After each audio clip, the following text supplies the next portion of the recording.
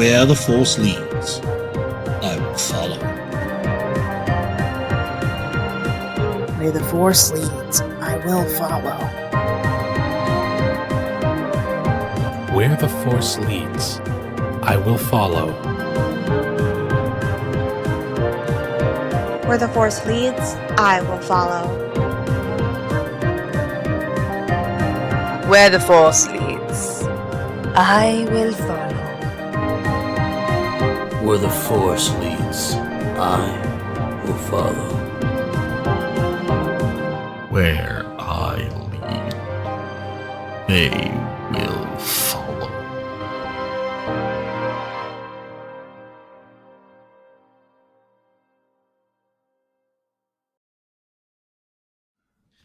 Hey, y'all, and welcome back to Tales from the Table Studios, where you deserve a seat at the table.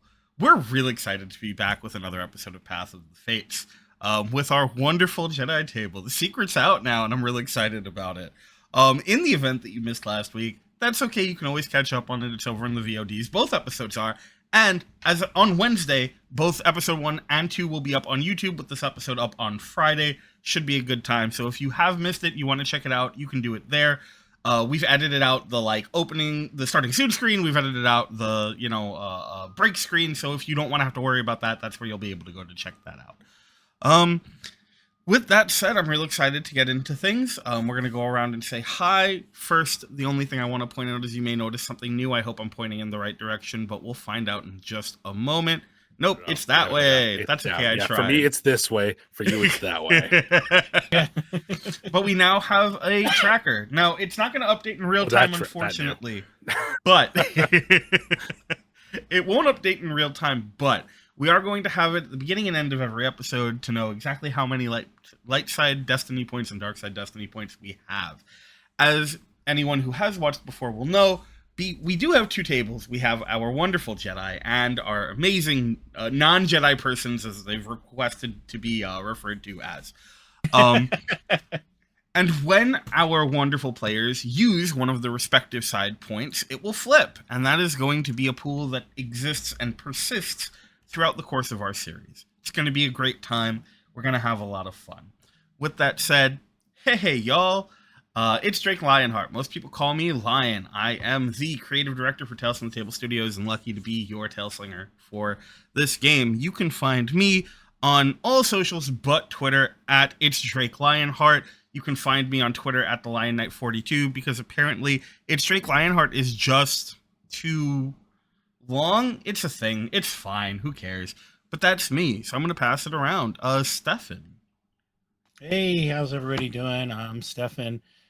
You can find me on Twitter, and you can also find me on Blue Sky, since a lot of people are leaving Twitter because of the current nonsense. Both Umbral Knight X, Umbra _ Knight X on Twitter. But I use he, him pronouns, and I am playing the Jedi Master Valden Vaseska, who also uses he, him pronouns today. And we're going to see what kind of mischief we can get into. All right, let's throw things over to Zach. Hey everybody, my name is Zach. I am going to be playing Wakesh for you. Today, you can find me all over the place at Schedule for Launch, and you'll be hearing a lot more of me in the near future with other projects because it was not planned, but a lot of stuff is possibly releasing very near each other accidentally. So I'm going to be a busy boy for a little bit. That's exciting. Katelynn. All right, hey everybody, I'm Katelynn. I use she, her pronouns, and I am playing our little Jawa Padwan Nu Tu. And she also uses she, her pronouns. And yeah, I'm so excited. I'm so jazzed. You can find me at Kenney Kenny Plays most places. Okay, and joining us, finally, thankfully, I'm very excited to have you, Elsie. Say hi. Hi guys, I'm Elsie. I'm Optimistics on all social media. I would try to spell it. I think it's OPTIMITIICS. Either way, it's optimistic, the normal way with 2 I's in the last I. I play the other Jedi Padawan, Lumira Sol. I forgot how to pronounce my species. If anyone wants to throw that at me, that'd be great. I don't know I what am your glad species is. I'm checking your sheet it was now. not Tell me what the you're, species you're, is, Elsie. You're a Thracian. Oh, Thracian. Thracian. We did it. Yeah, we got that. And yeah, that's about it for me. I think I did it right. I'm really trying not to ramble during my intro slide. I'm real trying. If you are interested in seeing more from any of these wonderful people, you can go over to our Discord, where we have a Meet the Cast section now, where you can see all of the cool things that they're in, so you can go support them everywhere else that they are. You can also pop by to say hi to all of us or anyone else in our community. We're always happy to have new people. It's also the place where you will get first looks at all of the series that we have coming up, all of our casting sheets as they go out, and just a cool place to hear about projects that we're working on. It's a good time. You should check it out. With that said, I think we're just about ready to begin. When we last left off, I believe we had quite a moment as one of our wonderful Padwans had found a connection to the Force and allowed it to guide them through an experience. And I think as we see our camera sort of fade back in, we're going to pick up almost immediately where we left off. Nu, why don't you describe for us how someone from the outside would see Newton physically reacting to this experience? Yeah, I think Nu had kind of found that like dark little corner of the engine room, and was kind of murmuring under her breath as she is connecting with the Force, her friend. And I think as the safety and the kind of beginning portions with the safety, there's like a kind of, drumming of her fingers as she kind of like rocks back and forth. And then I think a stillness as the vision she's having gets darker. And different. And I think she's almost gone so still. It's like you're just looking at a still photograph, except for the like hum and vibration of the engine itself. And then she almost leaves the vision with a bit of a kind of gasp, as if like breaking out from water. And just starts to kind of reorient herself around the room. Oh, not good. Not good. Oh, I should tell my master. I shouldn't tell my master. I can fix this. I can fix this. And I think she's going to get up and kind of like straighten up her robes and then like take a breath before she decides to rejoin the group. Wonderful. As you go to exit the engine room, for the barest split second, just as you cross the threshold, you believe out of the corner of your eyes you see a pair of dark red glowing eyes staring at you from the shadows.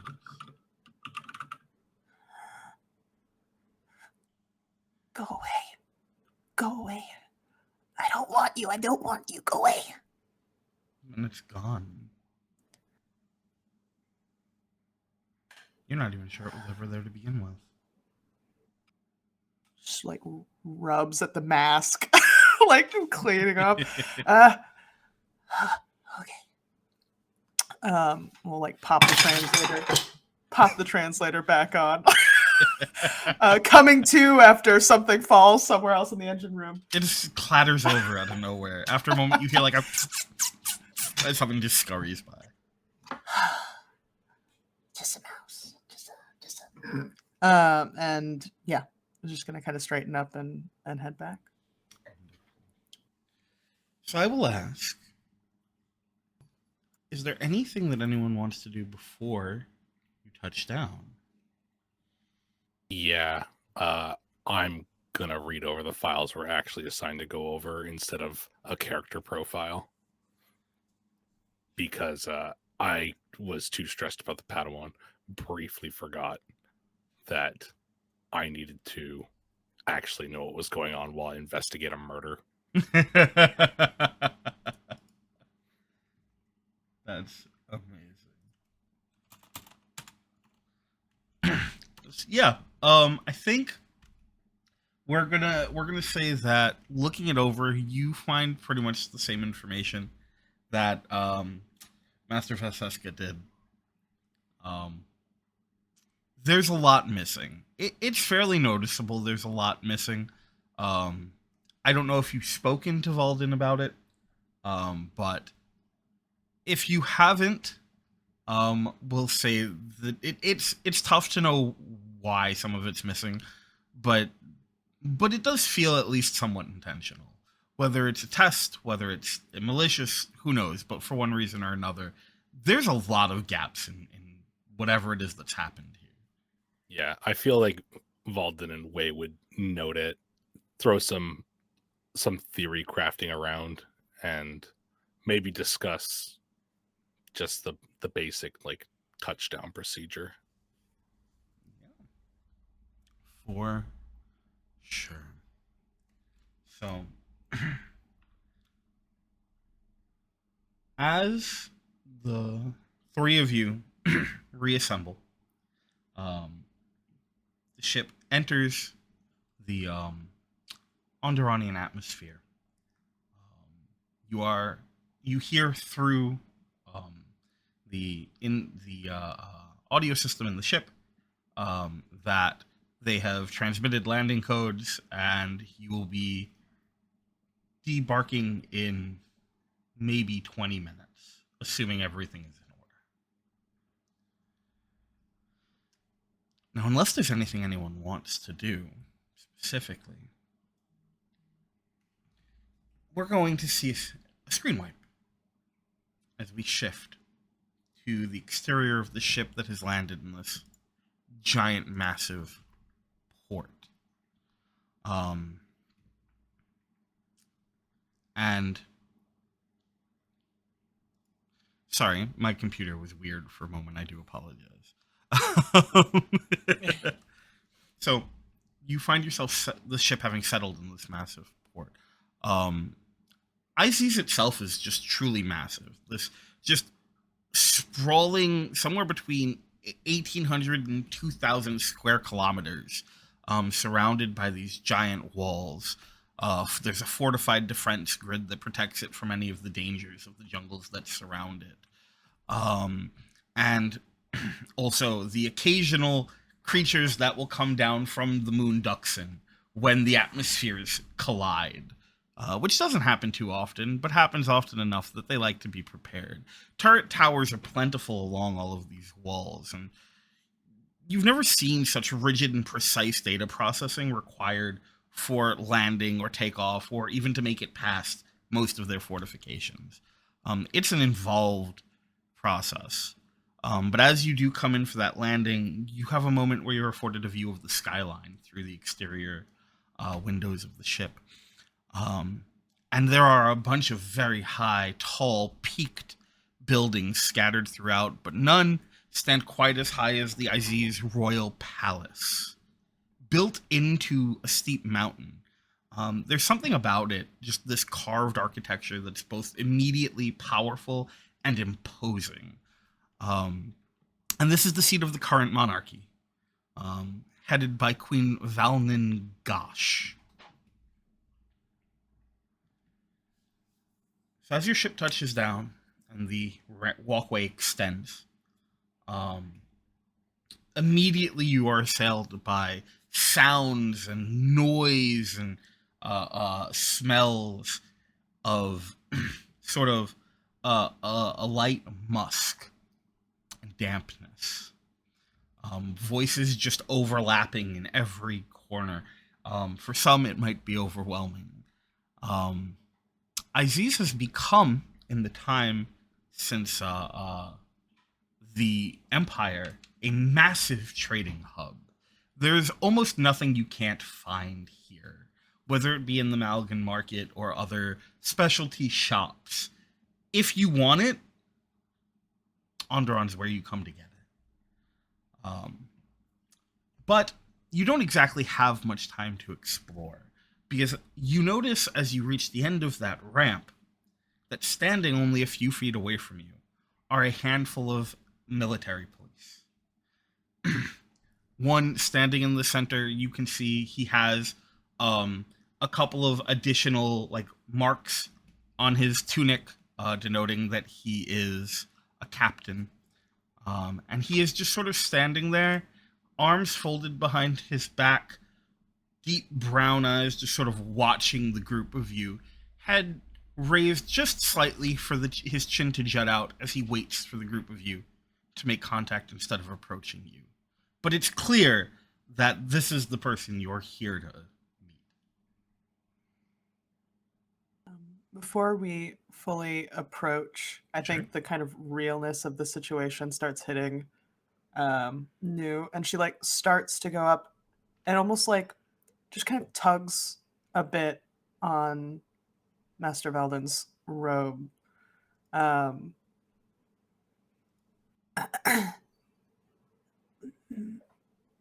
Master,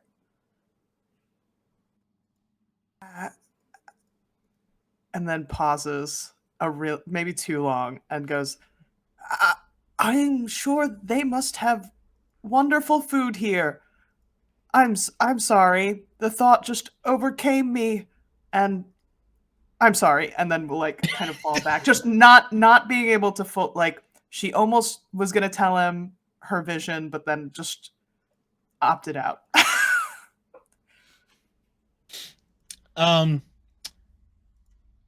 Veldon will pause a moment and look briefly over at his Padawan, and then he is going to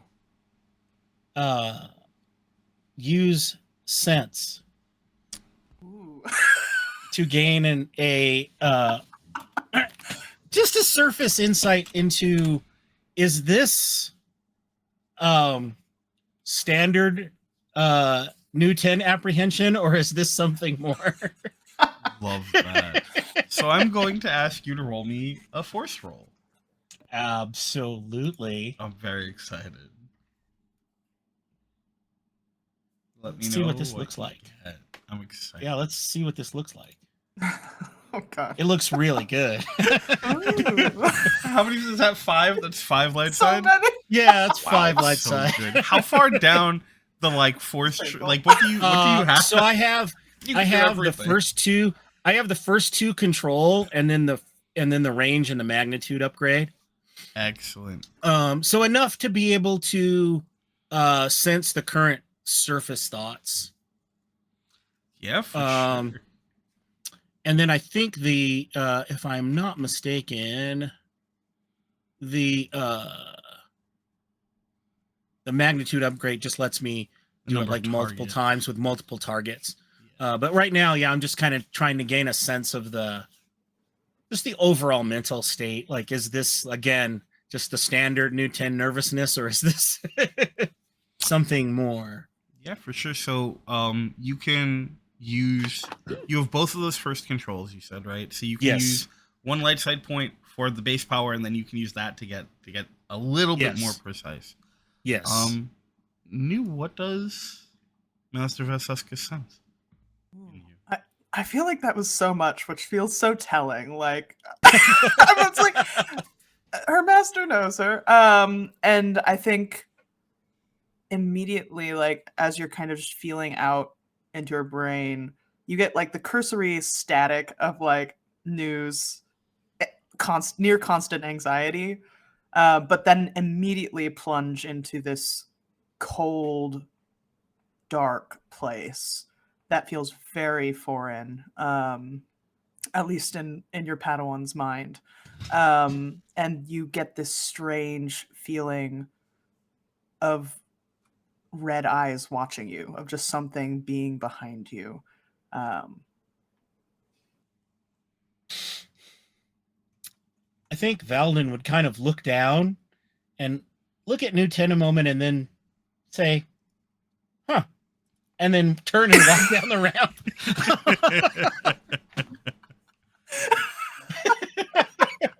We love that.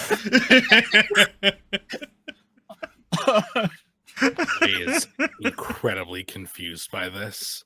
Not showing it, but I think he starts to move down, and actually Nu Ten would notice this for the first time. I think that Master Veldin would know this before, but he seems to be simulating a limp as he walks.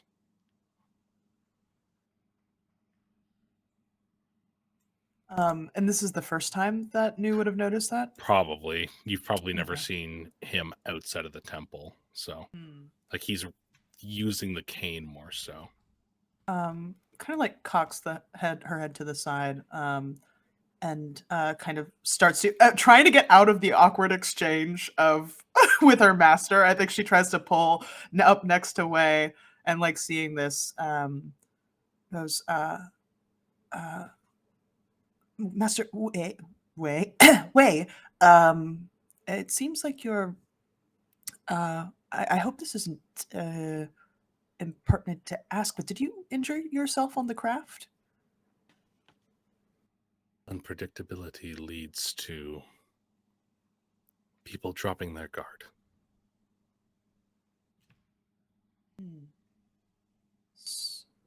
So this is An act. I see.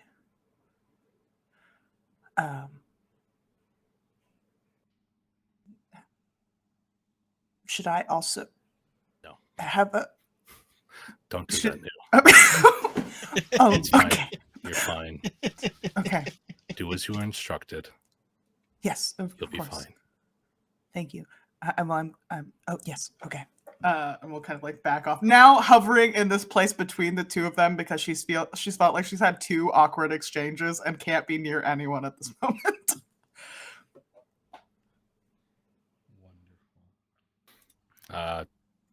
I think that Wei, knowing his personality and the air that he lets off at times, will allow, like, look to Jedi Master Vaseska and kind of motion to be like, I think you should lead this one.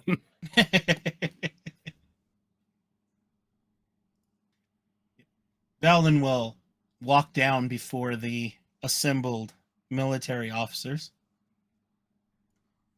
kind of give a small nod and say, "Good day. I am Valdin Vaseska. This is," and he kind of gestures over and says, "This is Knight." And then he pauses and, no, this is Master Wakewish. And my Padawan Nu Ten. Wei is taken back by this. He doesn't know if it works like that. He's almost importantly, like, certain that it doesn't work like that. But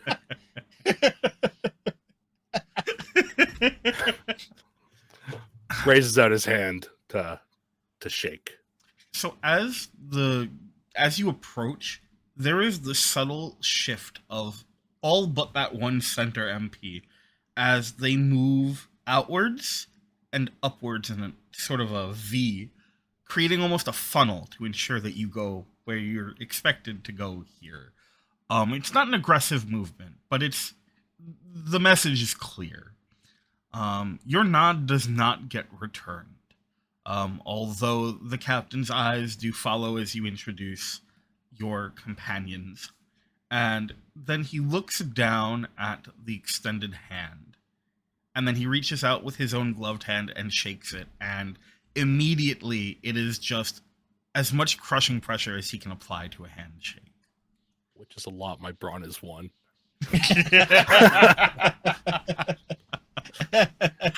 I'm a limp-wristed fool. You notice there's almost a moment of surprise in his eyes as that happens. He was fully expecting the gesture returned and is stunned when that is not the case. I think what he feels, like as Wei feels this, he feels Wei's body shift heavier into the cane. Ooh, lovely. And that's when his eyes will shift down to the cane and then back up to you. And he slowly removes his hand from yours and goes, "Welcome, Jedi. I am Captain Paragon Jop.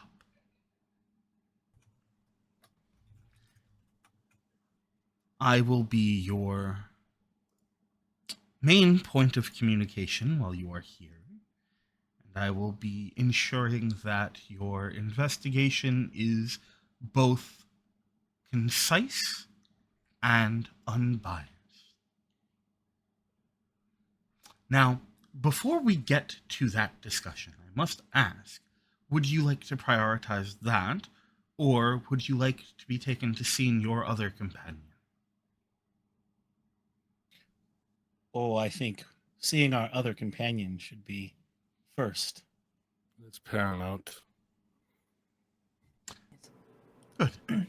And he sort of like snaps as he turns, and they all sort of fall in line behind you, creating that sort of, again, not outwardly aggressive, but clearly as aggressively passive-aggressive as they can be, as they begin to lead you through the public landing zone. There's a lot of people going back and forth and a ton of ships going throughout. You see crates being unloaded of everything from building supplies to back to whatever else you can imagine. And after about a 4 or 5 minute walk, there's a sharp turn as you're led into what seems to be one of the military buildings.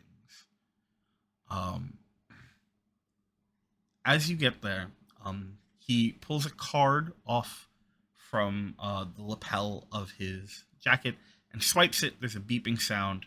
A hydraulic door whooshes open. He steps through.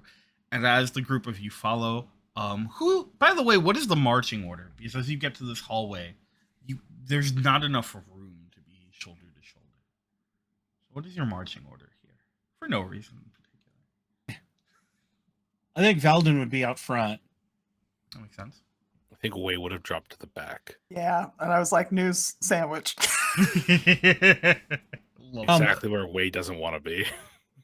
Also, as we walk, I am going to try and see if I can gain a similar sense of emotional state from a couple of, not the captain, but a couple of the general guards, and see, are they on edge? Are they just kind of routine day for them, or? I love that. Okay, so I'm gonna have you roll again for me. Yep. Let me know what you get. Ooh, a little bit of difference there. Oh, I like this I one. like hearing that. What do we got? I got 2 and 2. Ooh, 2 and 2. So I am going to, at this point, I'm just going to do the initial spend for the ability, and then 1 to just increase the magnitude, just to pick up on a little bit a deeper sense, just to get that kind of mental state. Sure. Now I have to ask, are you sure you don't want to spend any of those dark side rolls? No, not yet. Okay. Not yet. Maybe coming up, but not yet. I have to make sure. Of course, of course. Sure. So you get a lot of sort of clashing emotions. There's a lot of fear from at least one or two of them. Okay. There's one who you can sense that she's very curious. She clearly wants to know more, and you can feel that she's kind of like trying to absorb as much as she can from all of you. It's very loud in the Force. That sensation. It kind of is this almost beacon that cuts through a lot of the fear that is otherwise surrounding what you're sensing right now. And then, I mean, for a few of them, it's business as usual. They couldn't care less. Okay. But Sounds good. Yeah. So, Wei, you will notice that only two of them follow in behind you. The rest stay at the door, leaving the two of them, the captain, and the three of you.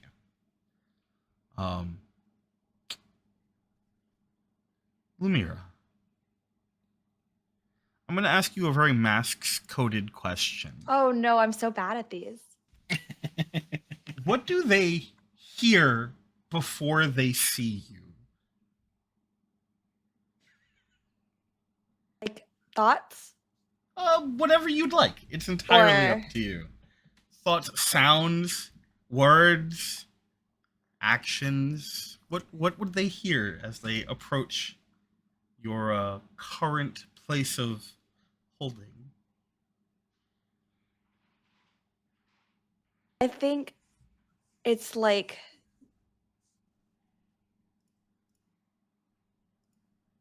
a quiet mix of like very subtle panic, but masked very much by this is stupid. Absolutely no way could I be in this situation. Like, why am I here? They've got like, this is all wrong, is basically what it is. It's masked, or that is masking like the panic, like trying to stay cool, but very, very much like there are like spikes of like panic, obviously, that can be sensed Love that there. so much. Thank you. Valden, this is the last thing that you sense while you're reaching out into the forest. The direction you're moving towards, it gets louder and overtakes a lot of the other feelings, except that curiosity, which is lingering. Eventually, the captain stops in front of one of their holding cells. A basic sort of bench carved into an alcove with a like blue like energy screen barrier, for lack of a better term, preventing egress. Elsie, why don't you describe yourself for everyone? Sure. So Lumira, or Lumi as her friends call her if she had any, and Soul to most other people, is a rather like, I would say, like slender or petite, very deeper tanned skin. I haven't decided on markings or tattoos yet, but I think, okay, I'm going to pronounce this correctly. Yeah, Theresian, female presenting, but uses she, they pronouns, with long black hair tied into like, there's like a half bun sort of situation with the rest falling down to around mid, like back length. I've gone back and forth whether it's lighter eyes or darker eyes. I believe that the species is usually darker eyes, but there's not much written on them, so I couldn't figure out between that and their subspecies, which is all light-sided, or light-sided, but lighter characteristics. And the way it's worded is ish between darker eyes and lighter eyes. So I figured that out. But either way, very usually relaxed looking, but definitely tighter, tenser movements, pacing back and forth in this cell. It is very clear that they do not like to be in this situation, and the confined space with only one exit and one entry point concerns them. And then I'm going to ask you one more question. Mhm. You seem to really enjoy those. Could you repeat that? I said, since you seem to be really enjoying. Oh, I do love questions. I love questions so much. So, do you deserve to be where you are right now?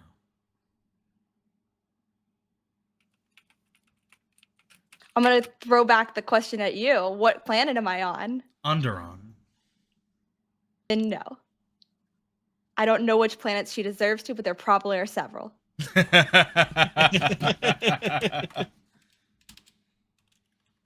So, as you stop in front of this holding cell, with them pacing back and forth, the captain turns to look at you, Valden, and goes, "We thought it would be best to ensure that we could speak with all of you at once, and I have been lucky enough to have had a off-world friend suggest that this would be the best way to ensure that she would be easy to find."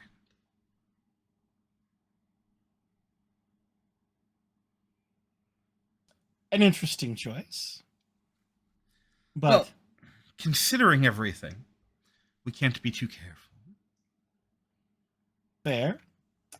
Well, then by all means, if you would be so kind as to release her into our custody, I think we can take things from here. And he looks over and nods to the other two military at the back of the group, steps to the side as the hall opens up a little wider for the cells, and they will walk by the group of you. One of them presses a number of strokes into the nearby keypad, and then slowly you see the blue fade.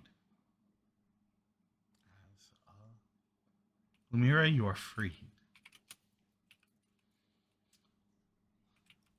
Captain Jop's eyes stay on you, though, watching carefully.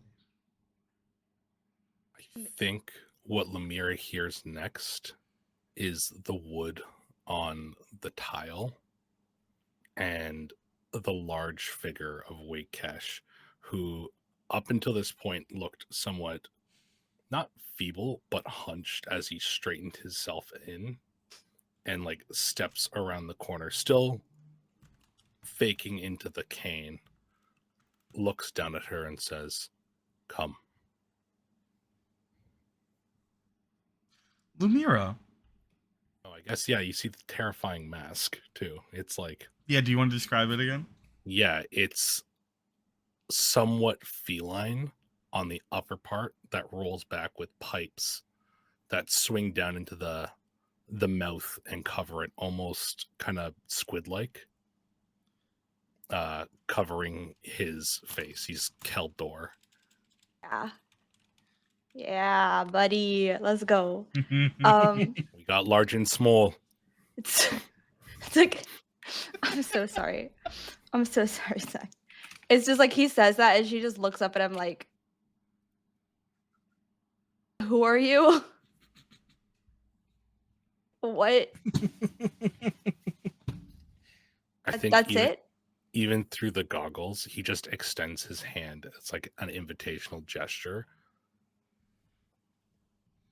There's absolutely some hesitance with this. I feel like Lumi has like dealt with force powers before in her past, just in passing, and I think that she's fallen for similar tricks.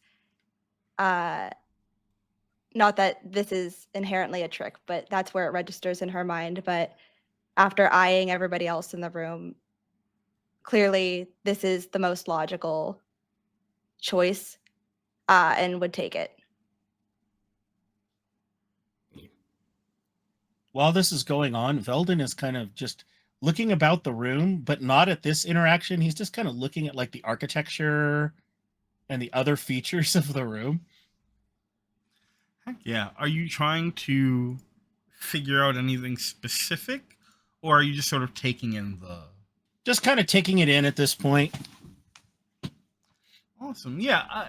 Similar to what you saw externally of the palace, a lot of these are sort of carved into either parts of the mountain or in this instance, it seems like what was done was a massive, like, building was erected, and then pieces were carved into it in order to create the internal, like, structure, as opposed to being built around the open spaces.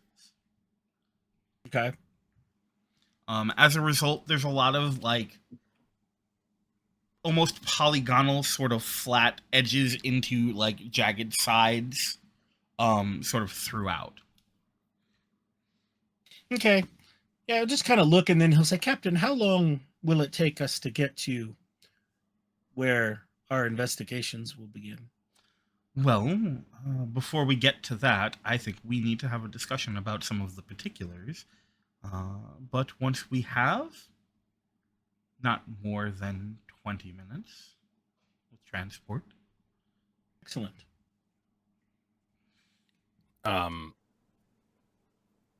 At this point, Wakesh will lean down to Lumira and whisper to them, "Do you know your letters?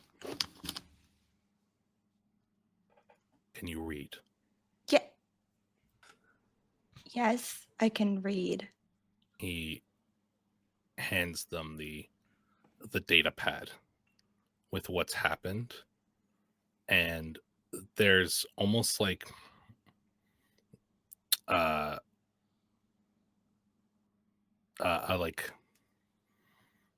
a section that's kind of part of the Jedi code that, like, would be written almost like a Bible verse. And he simply hands it to Lumira. I think that they read through it rather quickly, but it's skimming for the most part, but trying to, like, hone in on those quick details, and then look back up at him, and then look back at it, read through it again, and then hand it back and be like, so The line specifically quoted was "emotion yet peace." hmm,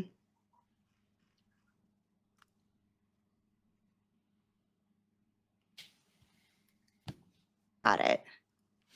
Is this hmm. I don't think she really, like, has much of a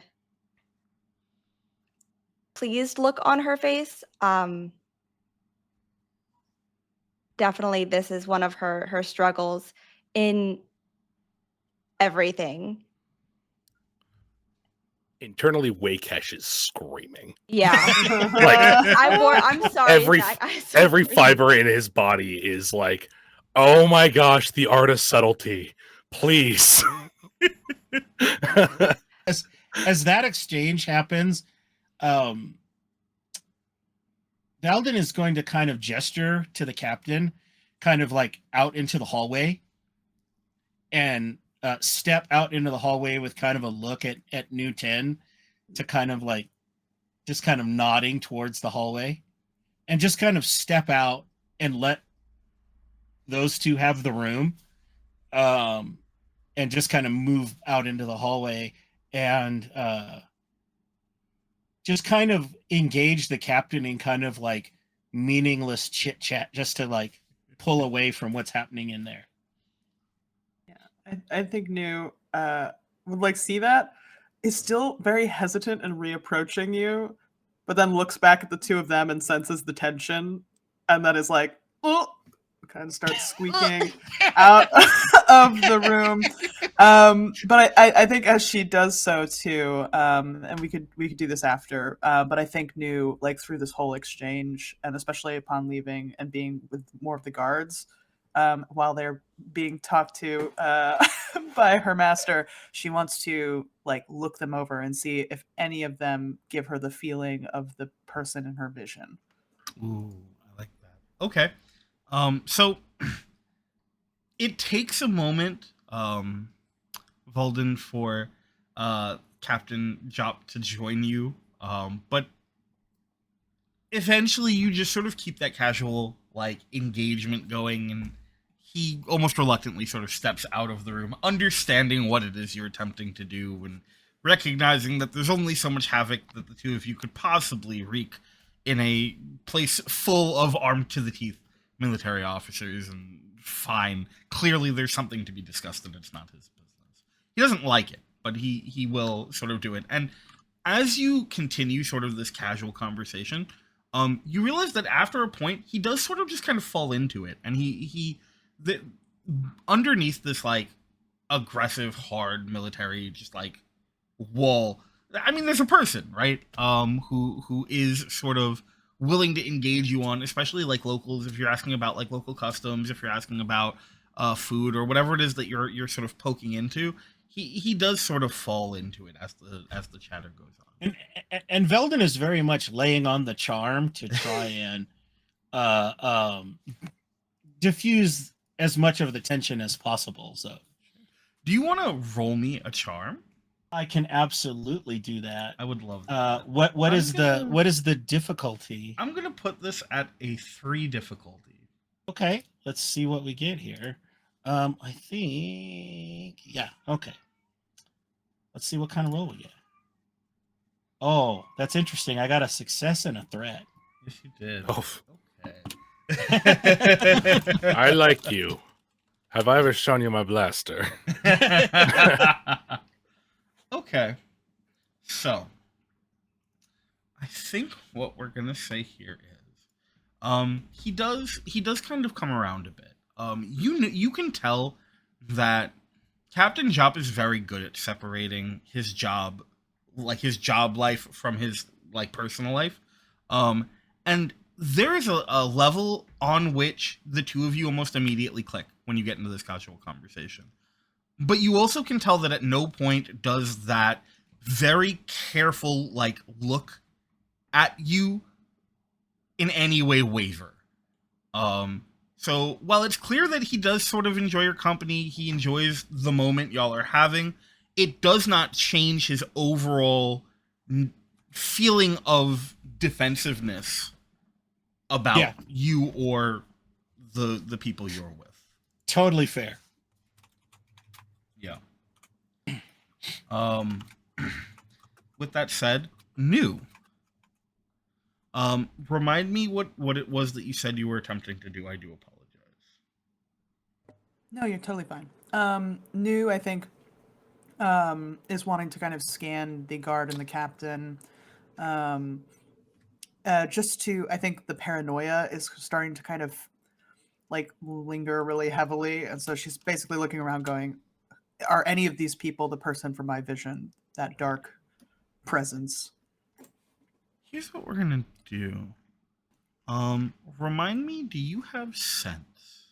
I don't, which I'm like, oh, I really should have taken that. But no, I have foresee, influence, and move because I was thinking of her past.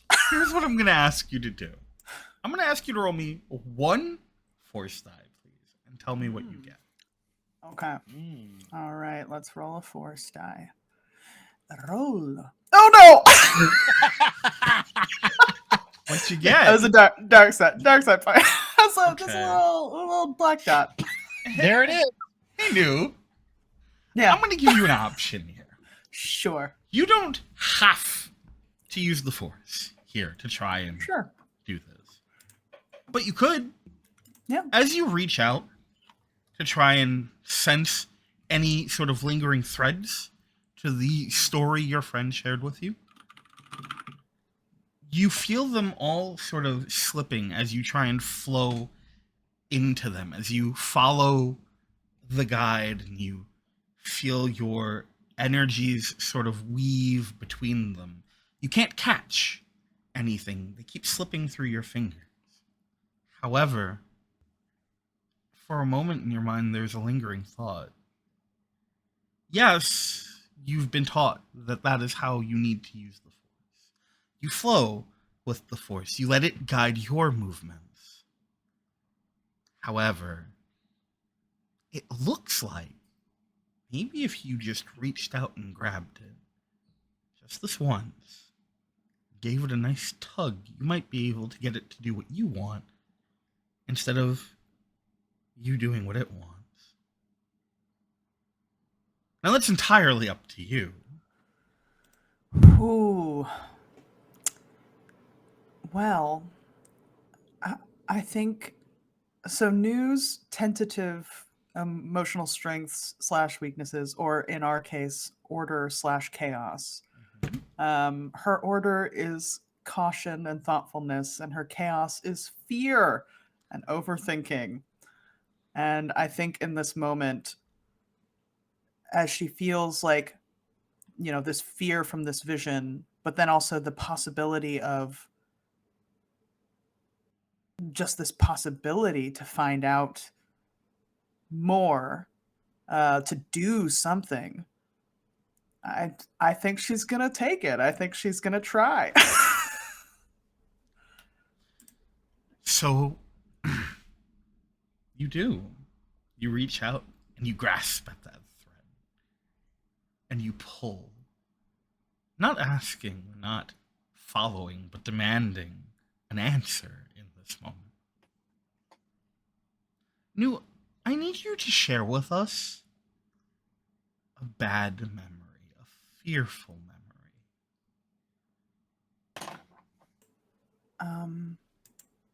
Yeah.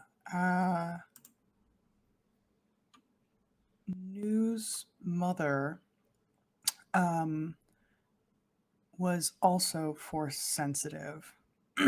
And in at least her Jawa clan, force sensitive, like femme Jawa, if found, were often made the mystics of their clan.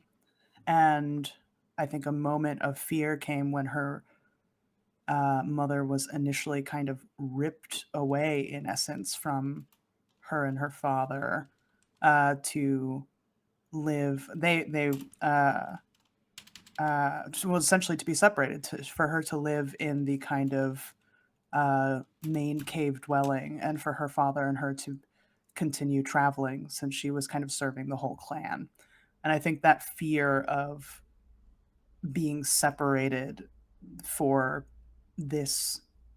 having this friend, for being connected in this way, I think that immediately leaps out at her. Two things are going to happen now. The first is, in that moment, in that thread, you do sense something. It doesn't seem to be that any of these people are the ones from your vision. However, one of the guards still standing outside, where you're walking towards, does seem connected. Something about their essence, or no, not theirs, but something lingers on them. Something dark. Something you know is connected to what you see. And then a second thing also happens. I'm going to flip one of our force points. Our destiny points. Sorry, y'all. No, this is good. You get a whole extra... Light side point. Light side point. This is great. Oh, sure. And there's something nagging at the back of your mind. Like it's tugging at you. The way you did at Master Vesesco before. But it's so far away. You're not sure what it is. But it's there. It's tugging. Just faintly. If you try, even a little bit, you can ignore it. Maybe it even stopped. But you'd have to check to know.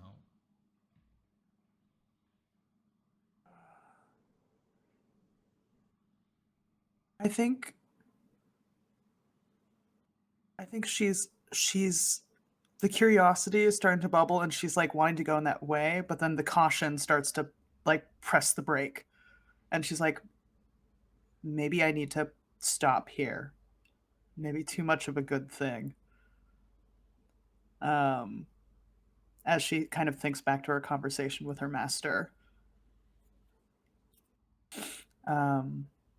about the dark side. And as just the briefest thought of like, is this what I'm touching? Is this what I'm doing? But she puts it away immediately and crushes the nagging, tugging. Love it. Okay. And I think just as you're starting to do that, you feel before you hear the presence sort of looming over you as one of the other guards goes, I'm so sorry to bother you. I just want to take this opportunity because I know that the captain is busy and I really wanted to ask, are you from Tatooine? Is that a thing? And you're a Jedi? And this is so cool. I'm sorry. I have so many questions about everything. Just like golden orbs, like looking up at this figure. What? Who? Sorry. Who are you? Oh, what's your name? Hi. Yeah, no, hi. I'm sorry. I'm Officer Rishi. You should probably just call me Officer Rishi. I'm pretty sure I'd get in trouble otherwise. And she's being very quiet as she's doing this. And she kind of has positioned herself so that her back is towards her captain and your master as they have their conversation. Yeah. And she's like, Are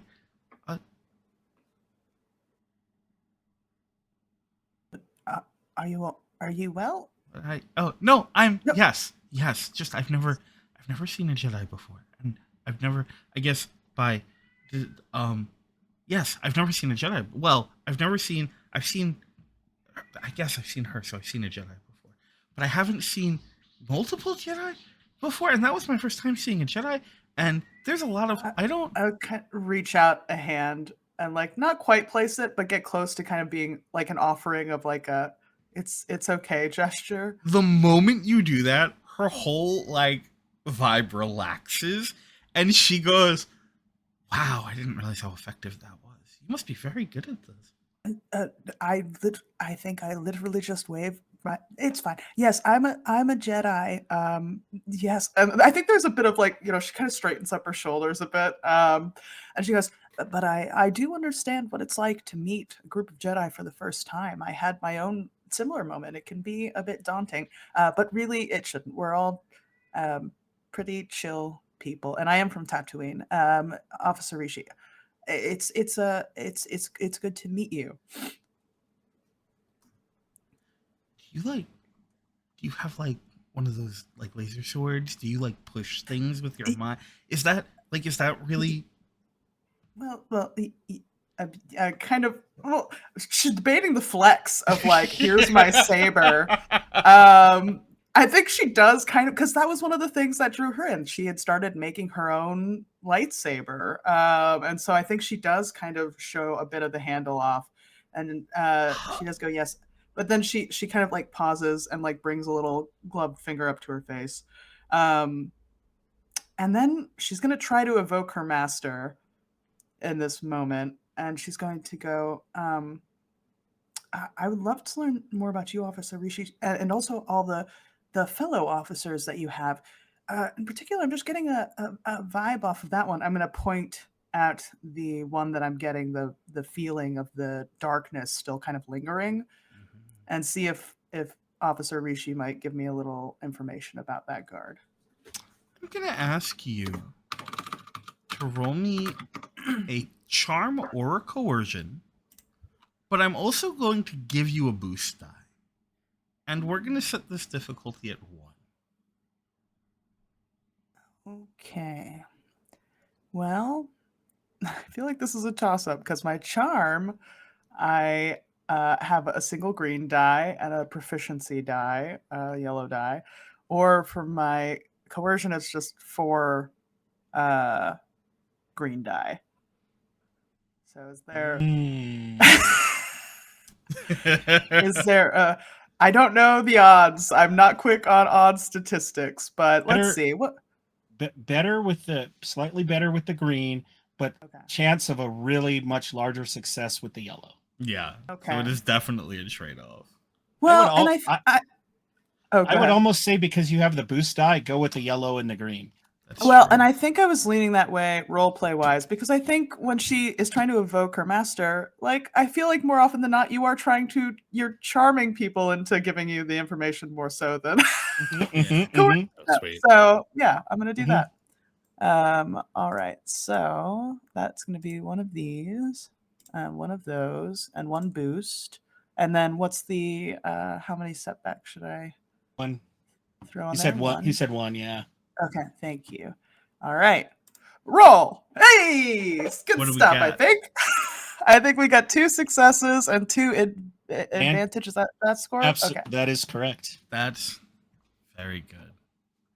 Okay. So, there is a moment. Sorry. There is a moment where her gaze shifts over to the other officer, and then she looks back at you, and she goes, "Oh, I mean, yeah, I guess. He's. I don't think you really want to be spending a lot of time around him."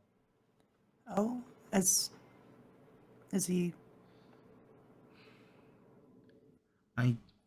And she kind of like leans in a little more and gets very quiet, and she's like, "He's kind of a dick. He's one of those like alpha male kind of. He's insufferable." Yeah, that sounds quite insufferable. I'm sorry you have to deal with him. Can't you do anything about him? Does anyone else on the team know I about? mean, it's he's got to do something real dumb first, you know. It's not. He's obnoxious, but I don't know that he's done anything that can be done about. You know. Look, I shouldn't. Oh no, we're friends here. And in fact, you know, if we find a quiet place without your captain at some point while we're here, I'll show you the blade like full, like, and maybe even let you hold it. It's pretty cool. Yeah, that would be. Yeah, that would be incredible. What? Yeah, I would. We're friends. We're friends. That's cool. Yeah, I'm friends of with the course. Jedi. Fuck yeah. Okay. So what? I mean, I don't. As far as I know, he doesn't have anything to do with this. I don't think he was stationed nearby that day. Sure. But like, I don't think he'd. I don't even know how he'd. And then with the. Well, I'm sure he doesn't have any weird friends because it's not always, you know, someone can be a dick and that's fine and whatever. But then, you know, sometimes you make bad friends and then things get a little weird. So doesn't have any weird bad friend. Listen. Don't take this the wrong way. Sure. I get off in like 4 hours. Mhm. There is maybe a chance that we could meet up maybe at Whips. It's a cantina near the market. Lovely. And we could maybe, you know. Sure. Yeah. I have to check in with the others and make sure that that's cool. But definitely. Yeah. Okay. Yeah. That would be. Yeah. Awesome. Yeah. Cool. Cool. I'm gonna. So Because I don't want to. Then. No. For sure. I should also. So it's, friends. Yes. And then as she like sort of steps back into like rank and like straightens back up, there's a moment where just as you turn, you catch it out of the corner of your eye, where she's I think Nu also does a similar thing. Was like, this was very odd. I don't think I did that right at all. But catches that and then is also like, yes, friends. And kind of just like pulls back, not necessarily joining the conversation that her master's having with the captain, but like standing close by. And I think as we do that, our camera's going to sort of shift away back into the room that everyone has vacated to see what's going on with Wei and Lumira. 2 questions. 1, any guards still in here? No, the last ones have filed out. 2, door open or closed? Door is open. They're willing to give you some space.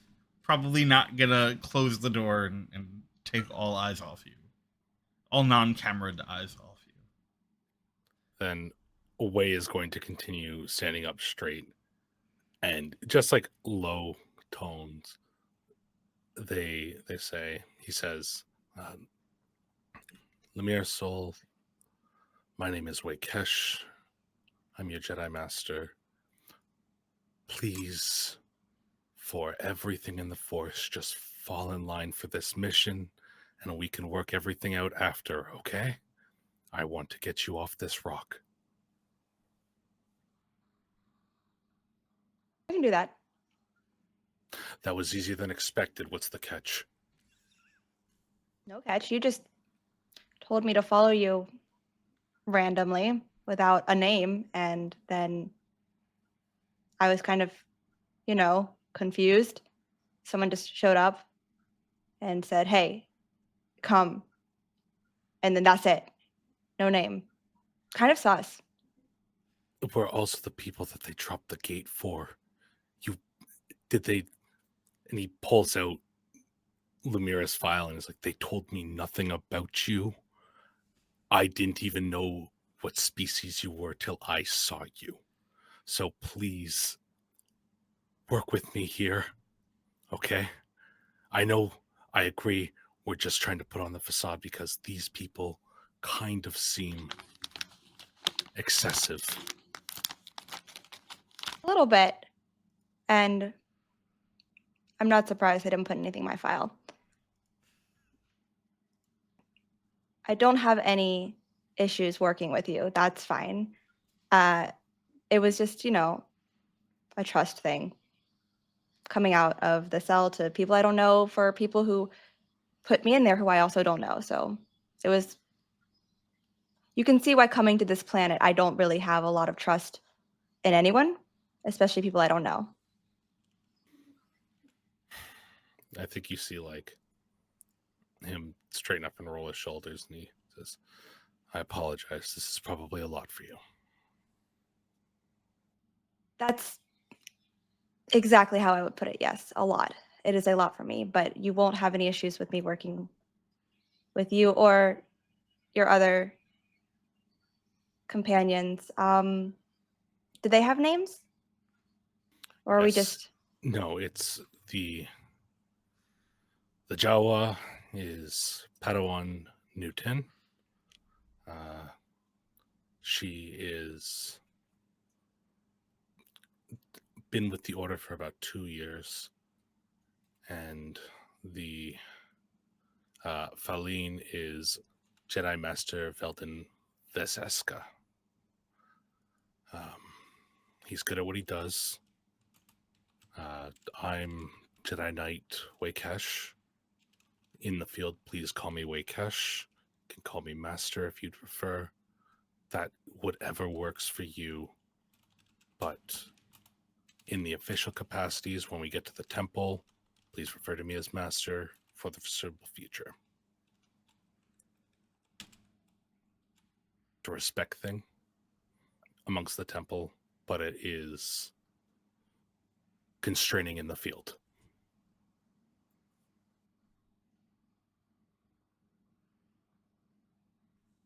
You can call me Sol. You don't have to use the full name. I can abide by those requests when we're in the temple, absolutely. I'm sorry, I don't know how this works. entirely. This is all still really new. I don't want to say been doing this. I've only been involved with these customs, teachings, whatever you want to call them anymore, for about a year. And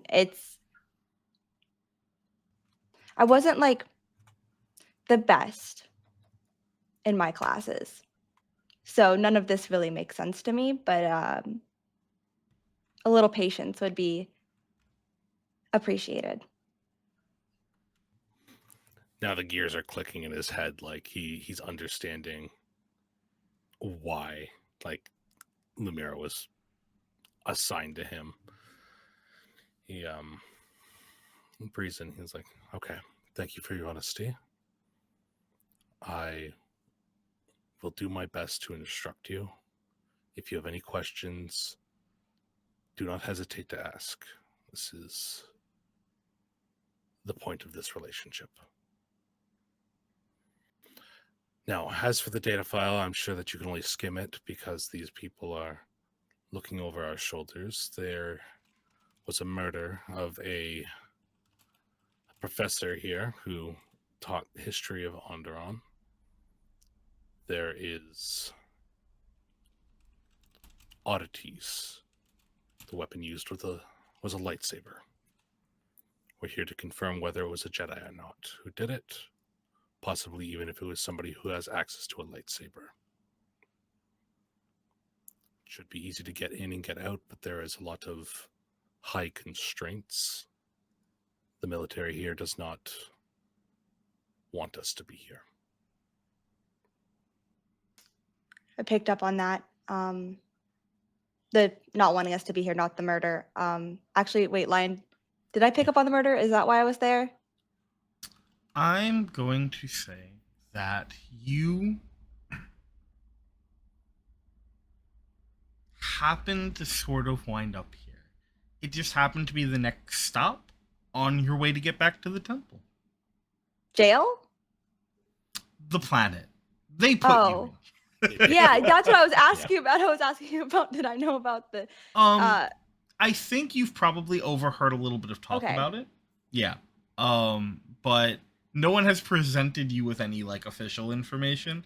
You got here, and the moment they clocked you as a Jedi, they went, we're gonna have you come over here, please, while we wait for your friends, thanks. No, we're not asking. Yes, you have to do it. Oh my gosh. It's absolutely feral cat once she realized what they were doing. So can you come over here? Oh, this is cell. Oh no, this isn't out. No. Okay, yeah, I overheard bits and pieces of what happened, but this is very concerning, and it makes much more sense why they brought me here instead of to my initial destination. How far are you in the investigation? Looks at his watch. He says, we've been here for approximately 45 minutes. Myself and Master Veseska decided that it would be more important to get you first, though. A dead body's not going anywhere.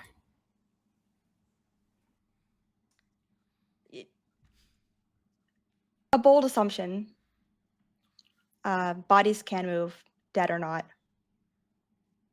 What I'm getting at is if they're the ones who called us here to confirm, they're going to be the ones who hold it. If we get there, there would only be danger involved and we'd look worse. Now, I understand your concern for the corpse, but I'm more concerned about getting you out of any gestures. So, would you care to leave now? That would be a great honor. Very well. And he turns around and just starts walking. So, oh yes, Lumi please. would do one last glance around the room and then kind of casually trail off behind Way. not directly beside or behind, but more of like a casual pace, enough to keep up. Okay, I say that actually, I just remembered how tall you are and how short I am. Never mind, it's like double timed, but it's still attempt casual, a very LC pace. I am realizing now. It's, you know what, it's probably not that bad because he is intentionally walking slower. Oh, that's right. now. That's right. Yeah, as far as you know, he has some sort of injury. So, as the two of you exit, the captain, seeing the two of you come out, sort of snaps back into, for lack of a better term, work brain, and goes, almost cutting himself off in the middle of the story he was telling you about that, a couple nights ago before all of this, it was one of those really good nights, and you really should see it. If you're going to be here for a while, it's nice to just go out and take a walk around the market at night. And then they come out and he just sort of stops and he goes, well then, since we have everyone together, why don't you come with me? We can discuss what we need, and then you can begin your investigation in earnest. I apologize for taking your time, Captain Peregrine Jaw. Please lead the way. And he will lead the group of you to another through another hallway further into the building, off to the left, and then he stops in front of another door, punches in a few things, swipes his card, the door shifts to the side. And it's sort of like a conference room almost. It's a small meeting room. There's a desk and a couple of chairs. And on the far end is a metal tray on wheels, with a couple of things on it. The one that immediately stands out to the group of you, amidst the scattered, messily pushed together papers and a few other bits and doodads, is a lightsaber. Now, nowhere in the report was it mentioned that they had the lightsaber. But there it is. And when you enter, Captain Jop enters, and the rest of his attaché, for lack of a better term, stay outside. And then once the four of you have entered, the door closes. He goes to the far side of the room and then motions to the chairs closer to the group of you and goes, please, have a seat. We'll go over what we need and see what you will need from us to get this concluded as quickly as possible. I think Way's very taken aback by seeing the lightsaber.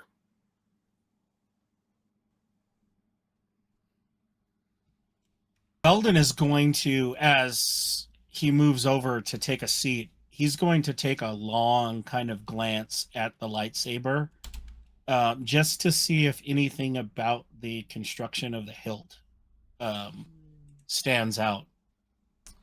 Yeah, Way would be doing more or less the same thing.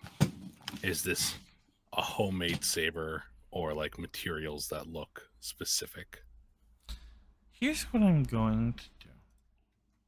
I know that it is a combat skill, but what I'm going to ask for is an intellect-based lightsaber roll. Okay. That's what I roll. And yes, Valden, if you'd like, I will also allow you to roll your force dice for reasons. absolutely, Wonderful. absolutely. What's the difficulty? The difficulty on this is going to be a 3. Okay. Do you want both of us rolling or just one of Yeah, us? you can both roll if you'd like. Okay. Yeah. I'm just gonna roll it all together and see what. Yeah, go. Oh my Difficult- goodness! Difficulty's the purple, right? Ain't Yeah. that an interesting thing? Ooh, wow. Oh, that is Cool. delightful. I'm so happy. Why don't you tell everyone what you hit? So I got 5 successes, 2 threat, and 4 dark side points, and just dark side points. cheese. Oh, We're gonna wait You to see come what into Way my rolls, house. and then we'll figure this out. I accidentally looked at this wrong and set myself to almost roll just difficulty dice. Oh no! Sorry, what's the difficulty? 3? 3. Boom. Not bad. Maybe. Let's see. 1, 2, 3 success, 2, 3 advantages. Ooh. Okay. So, the first thing I'm gonna ask, Volden, you immediately, upon coming into the proximity of the saber, can sense almost familiar energies coming off of it. But in order to really delve into it, you would need the help of the Force. I will give you the opportunity, if you would like, to use your sense with the Force dice you've rolled. Absolutely. Wonderful. Yeah, that's happening. How deep would you like to go? Yes. You can spend as many. So it costs you 1 to activate, which leaves you with 3. I'm going to spend 2. You're going to Of spend 2 those. additional or 2 in total? 2 total. Okay. Wonderful. Actually,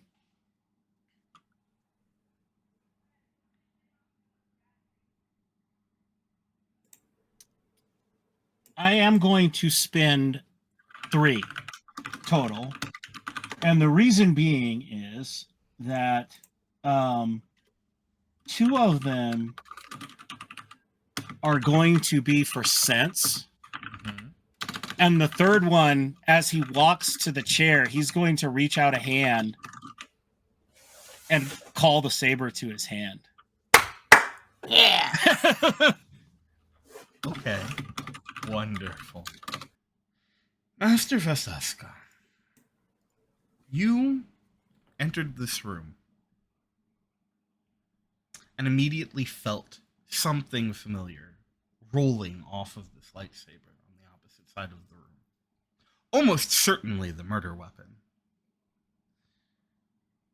And for a moment, you reached out with the Force. And much like earlier with your Padwan, it seemed to elude your first attempts. However, you immediately recognized something that would be so much easier in this moment. I would like you to tell me what the thought process is that leads Master Vesaska to being so forceful or aggressive with the Force. So Valden enters the room and immediately senses the dark side emanating from the hilt of this lightsaber. And for Velden, the Force is a essence of give and take. And while the light side is so much more dominant for him, he also acknowledges that sometimes you have to take a small step to the other side. And in this case, his only thought is that this thing is dangerous and he needs to pull it back and keep it from anyone else. I love that. Now I'm going to ask you one more question, and then I'll tell you what happens. Can you share with us a memory of danger where you didn't take immediate action? Oh, yes. Velden remembers a time when he and his Padawan were only just beginning their relationship as master and Padawan. And at the time, he was much more hands-off and far more laid back than he even is now. And at that time, when they strayed into a dangerous situation, kind of let Nu Tu take more of a lead than perhaps she was ready for. And when danger loomed, he hesitated and waited before he stepped in. And while Nu Tu acted admirably, the situation was very close and could have very easily gone the other way. And that moment still gives him pause. Like that. So, you enter the room, you feel this, you understand what you need to do, and you reach out. And a lot of things happen very quickly. Your hand reaches out. The 3 other Force sensitives in this room can feel you pulling at the Force. And the lightsaber flies to your hand. Nu Tu, that clawing at the back of your mind gets much louder very quickly. And you recognize that it is trying to pull you towards this weapon. And for just the barest of seconds, as you see it flying through the air, you have this single thought in a voice you do not recognize in your own head. And it is demanding. It is greedy. It wants this. At the same time, Wei, you have no successes, but you do have 2 advantages. I do. I am going to remind you of that in a moment. Or I'm going to remind you of that now and let you know that you can use them in a number of ways. We'll get there in a second. Because the other things that happen are, as this saber hits your hand, Valden, it ignites. A brilliant purple blade streaming out from the receptor, and almost in the same second, Captain Jop's blaster is loosed from its holster.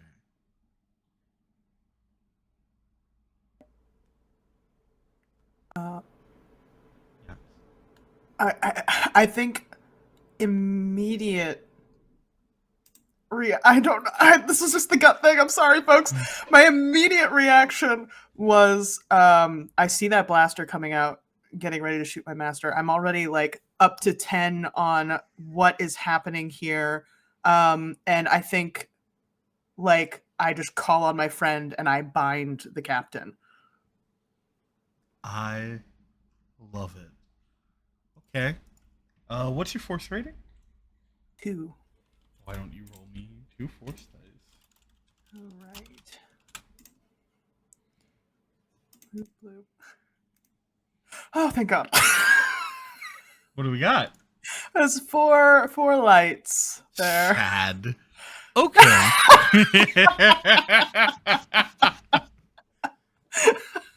So, are you just attempting to immobilize him?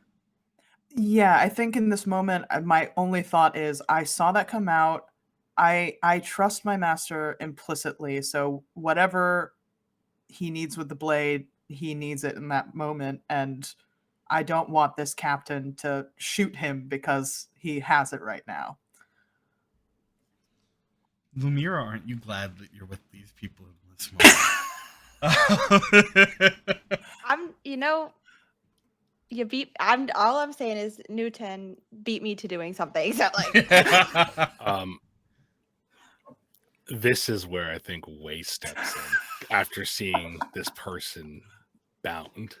Yeah, his eyes go wide. There is fear and anger in his eyes. Padawan Nu Tu. Release Captain Paragon Jaw. Paragon Jaw, please put your blaster down. The fastest way for us to check what's going on with this blade is to see if the kyber crystal is bled. Of course, Master Wei, I'm sorry. And Apologies for the flashiness. These things happen. yeah, I'll drop my binding. Oh, Stefan, you're quiet. Oh, Or yeah. muted. You might be muted. No audio there, buddy. There we go. It switched. Oh. Switched focus on me. I'll raise a hand. Captain, forgive me. That was more an act of instinct as I kind of shut down the lightsaber. When you go to shut it down, there's a moment when you go to hit the activator. Maybe it's just in your head, but it feels like it doesn't budge at first. But then it gives way. Blade retracts.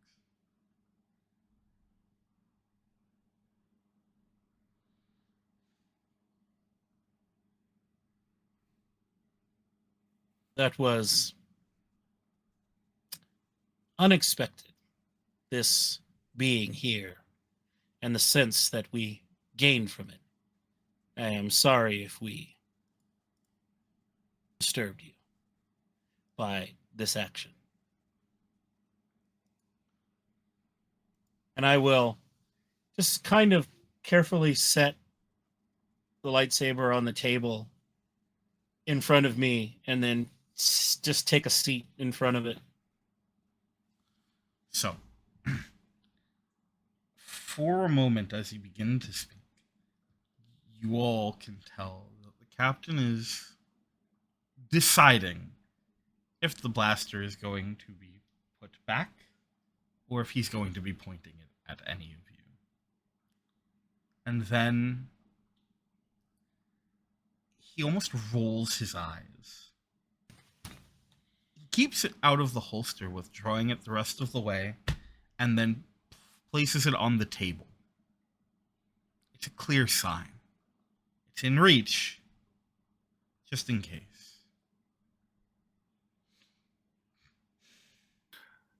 Way will speak up and say, Captain, for your own comfort, if you're sitting down, please have it on hand. By all means.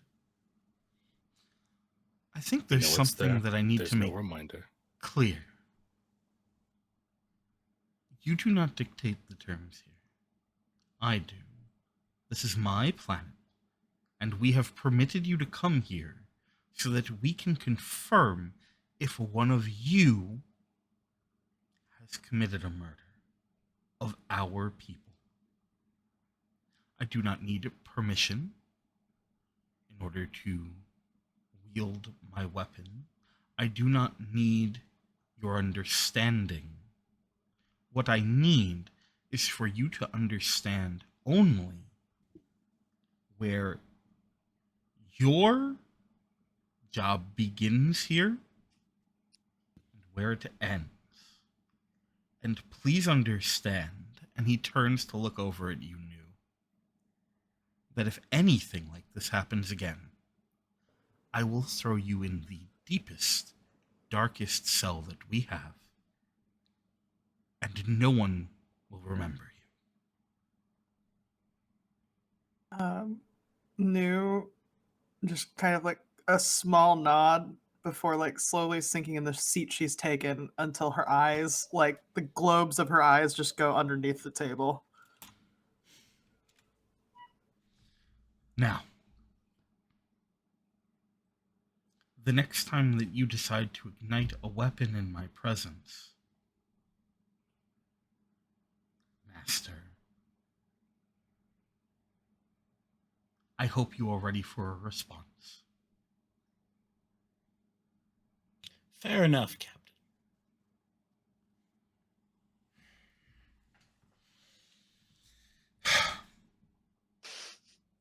Well, there's your weapon. Yes. Undisputable evidence. Indisputable evidence.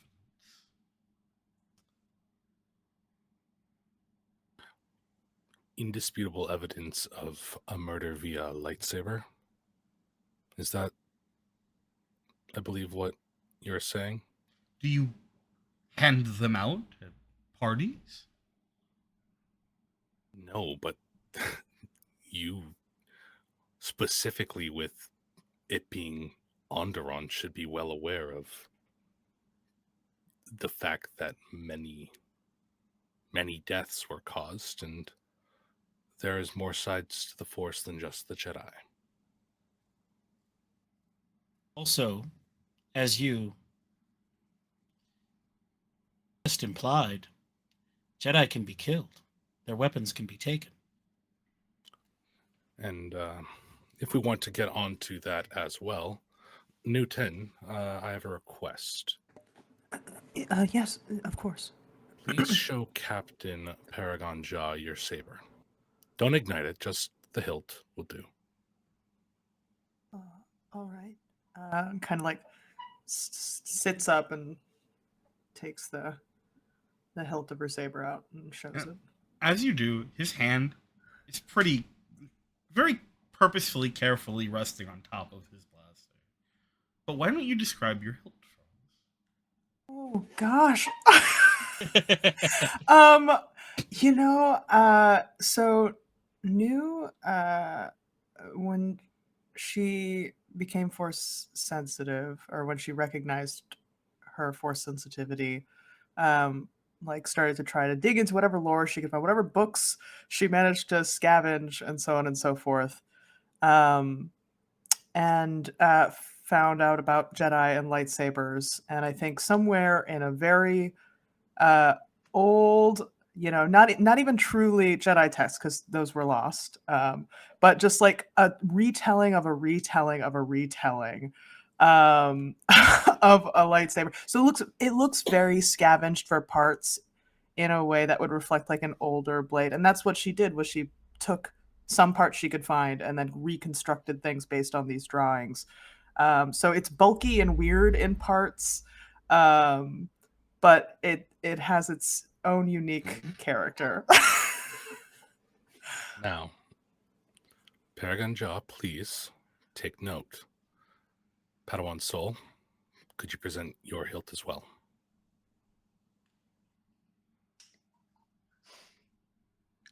There's one moment of hesitance, and then remembers exactly what she told Wakesh, that she would be what's the word? Oh my god, what's the word? Like, you want to say respectful, that's not the word. I don't care about that. Disciplined. Not cooperative. Yeah. And puts it on the table. Can you describe it for us? I can, not in great detail, but I can say that hers was not scavenged per se. Well, yes, scavenged, but not in the same way that Nu Tu's. Yeah, it's not homemade, but it is old. It's very old in places and new in places, in which parts were replaced, but it was found. It was not her own complete creation at the Jedi Temple. She had this before the Jedi found her and brought her back. It was something that was broken and now fixed, and she just kind of had been, in a way, using the Force without knowing it to guide her hands and just like tinkering with it whenever she had free time, until finally it worked. But it is old in places, new in places, but it is not bulky. It looks more like a classic saber in a way. And in contrast to Nu Tin's. And way not condescending, but also being like, you're a cop, like, use your brain, is like, if you've noted these two sabers, we have a classic design and something that was designed out in the field. Yes, parts are rare, but given time, anybody can make a saber. They aren't something delivered from the stars. They're equipment, much like your blaster. Highly specialized equipment, but equipment nonetheless.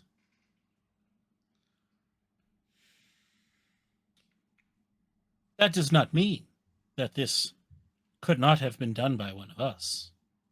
But we should not presume anything simply by the presence of this weapon.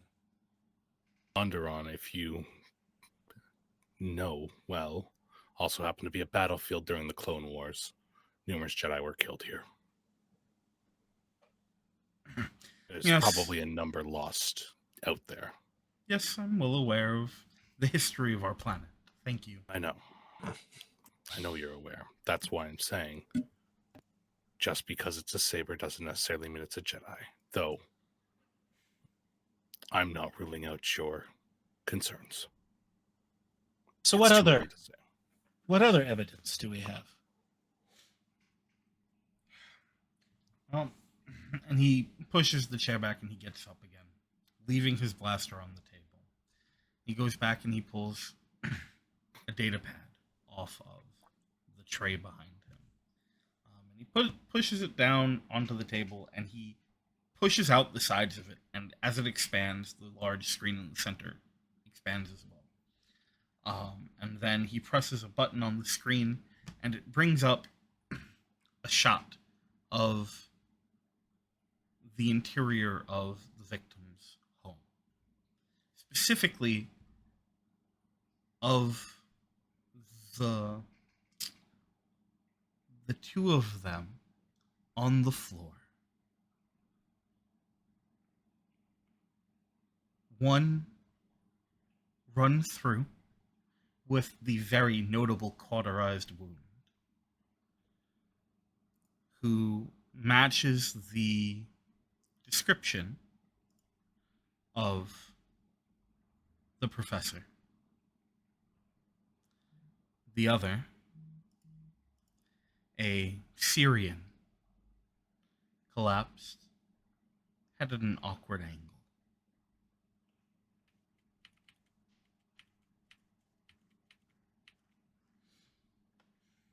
Oddly brutal, but strewn around them are a series of papers. The quality of the image is not high enough for you to see what the papers are, but you can make an easy assumption that the papers behind him are, in fact, the ones.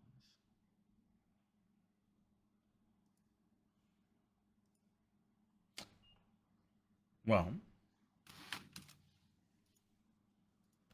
we've got that. This might be an LC, wasn't at the first episode question, but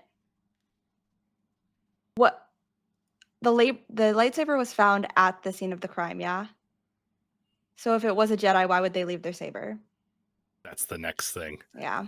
So did That's Lumira what say Lumira that? brings up. Yes. If that's not an LC missed the first episode question, then yes. It is not. Okay, great. I think Woo! I think Wakesh is very, very proud of that.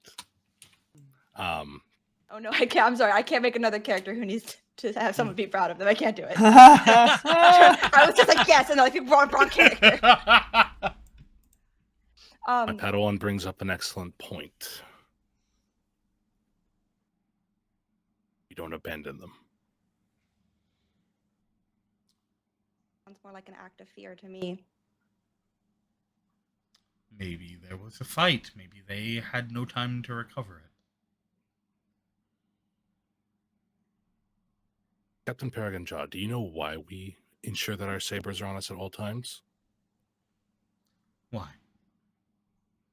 so that fear like this is not spread.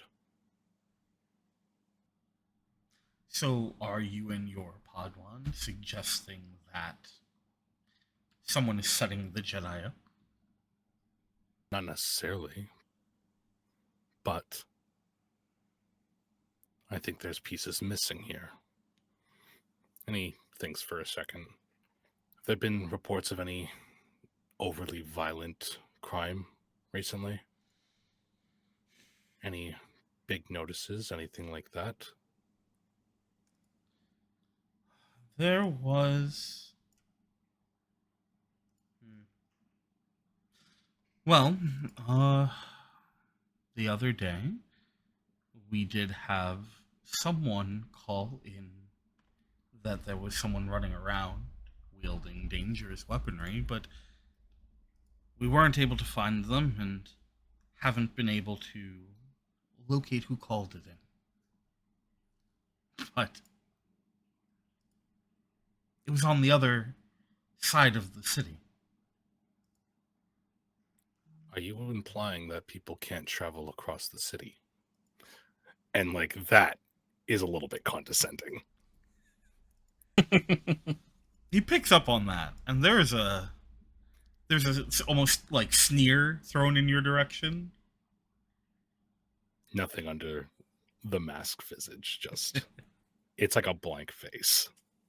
And I think there's a moment where he throws you that look, and then he kind of processes what he's looking at, and almost there's sort of a like retraction.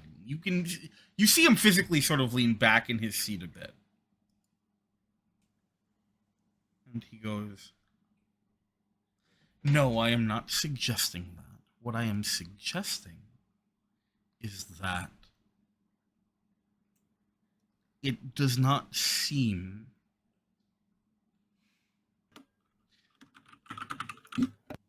with no witnesses of whoever called this in or of the person doing so, it is entirely possible that it can be chalked up to any number of crank reports that we get on occasion from drunken imbeciles or bored children." Yes.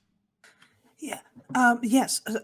So on that called in, I believe in the reports it said he was found during an inspection, and we weren't sure who found them or what the inspection was for. So was that the call in that you're referring to, or? No, it is not. Both Professor Banferqual and his companion were found during a wellness check.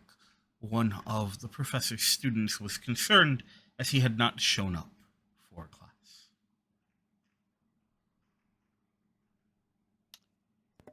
I see. And I believe in the report, like above table, we only heard about one body in the report, right? Correct. I believe in the report we only heard about Professor Bonfer-Qual. So who is this companion? How strange that it would get left out. That is strange. Curator Kroll. The two were good friends.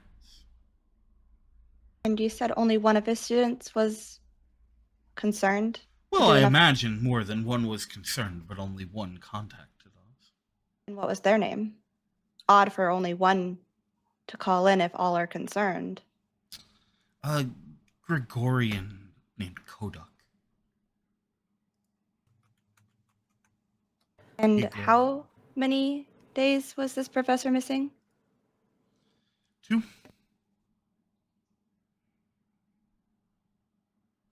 I think that's probably information you have, is that they were just kind of found.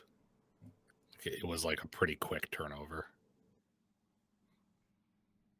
So there were no one nearby who heard anything before or after the timing of the killing?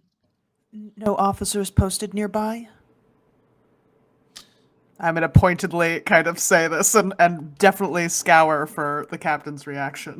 I love Newton getting confident. Like, Like, this is so good. get him, Finds Phoenix. the thing and just like, yup. Objection. Well, Lieutenant Vulcan was leading up the district that particular time. Well, when we assume time of death to be.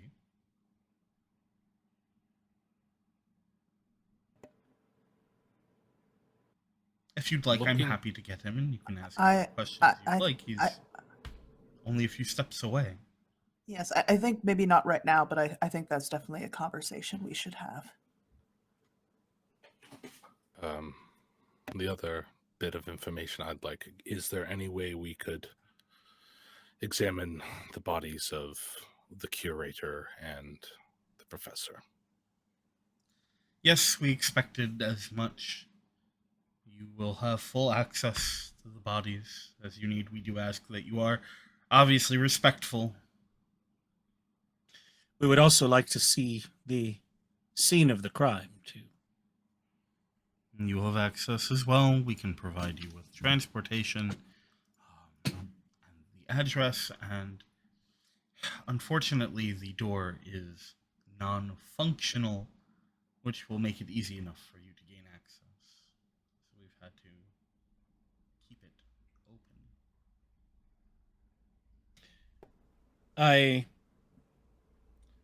think perhaps we should see the bodies first and then take a look at the scene itself.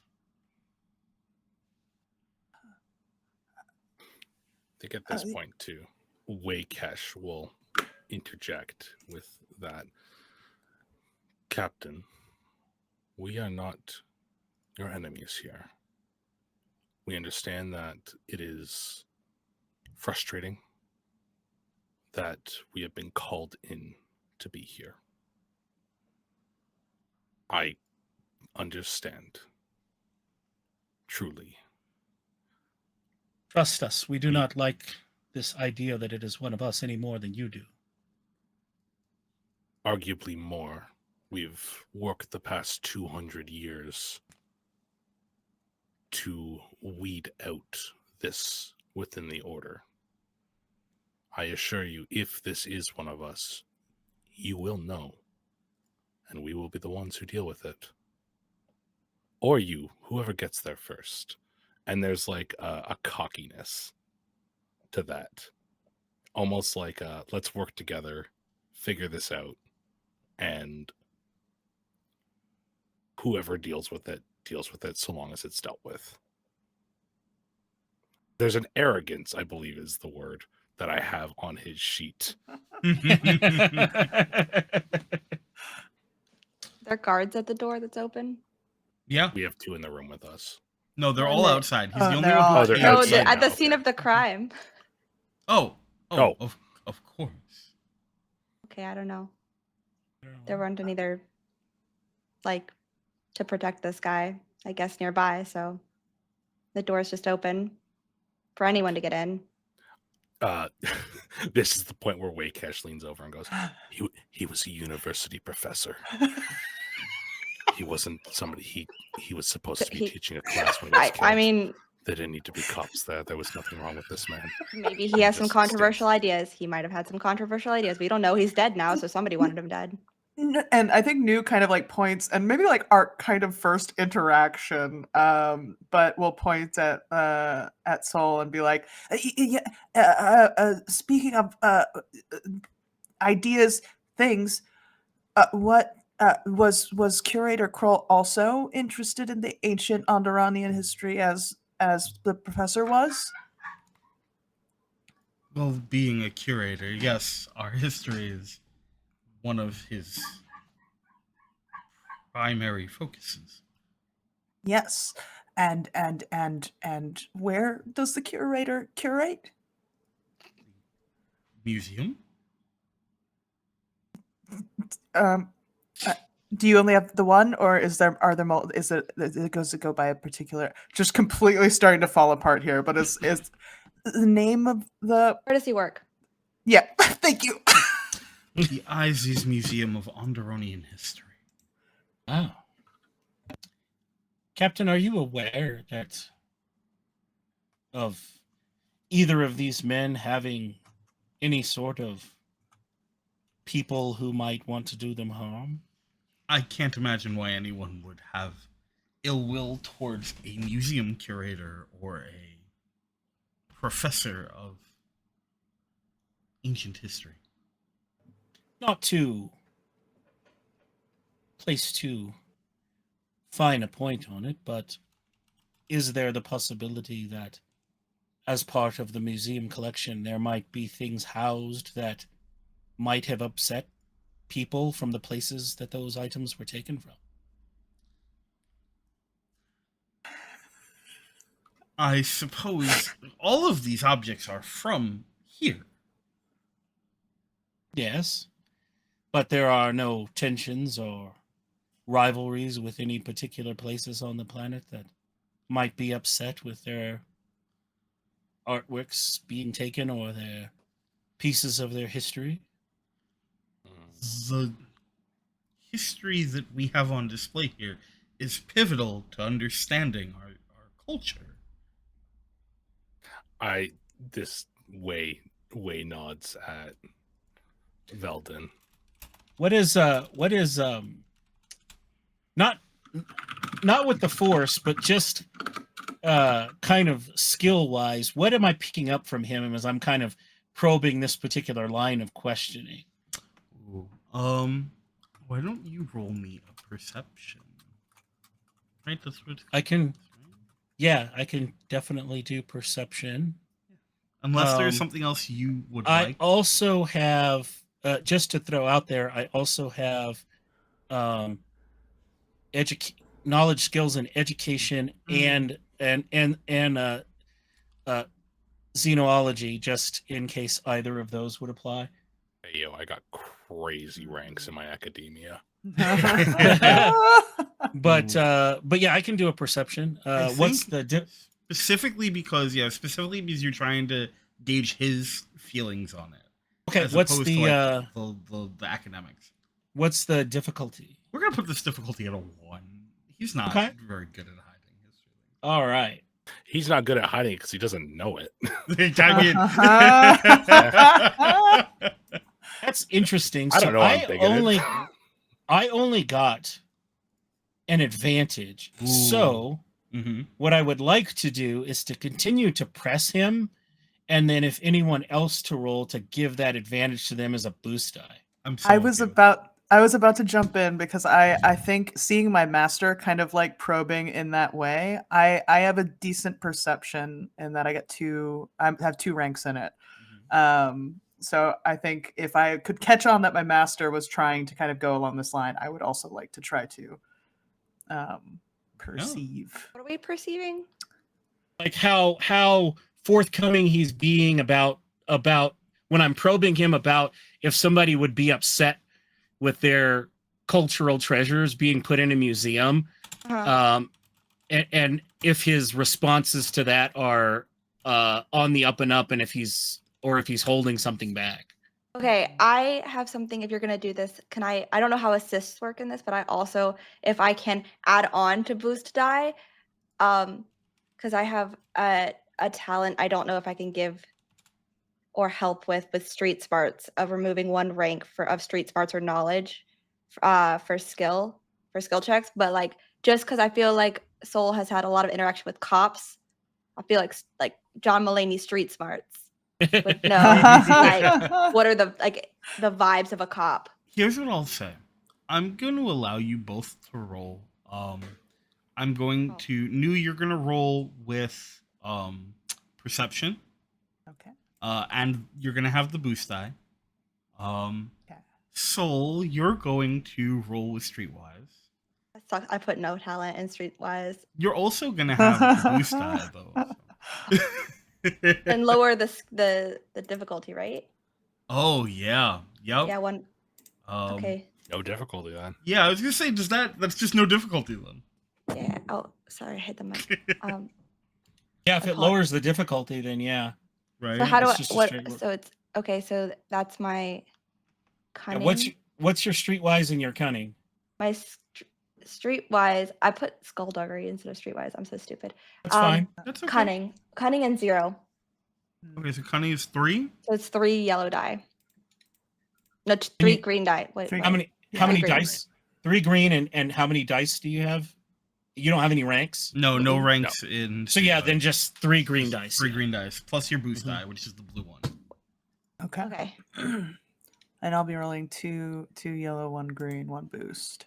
Yeah, and 1 difficulty. And you got a Oh, triumph. 1 difficulty. Yeah, Let one me diff- roll that quick here. There. Okay. And you got a triumph. So yeah, so the advantage and the Ooh, the threat will nice. cancel each other out. Oh, these are. Oh my god. Okay. I don't know what this means. Okay, so two things. So first I'm gonna resolve the ongoing sort of setup for the dunk with Nu Tu. Yeah. Well, and I think nuts. Nu's also going to add, like, kind of continuing on that line that our master's questioning was going down, and also kind of go, was there no one who, if not, from another area and upset about their pieces being here, would anyone perhaps be upset that the professor has another idea of history that someone else might not want shown, and kind of go down that thread of like, And just to throw in, just so LC knows, the little explosions are successes. Okay.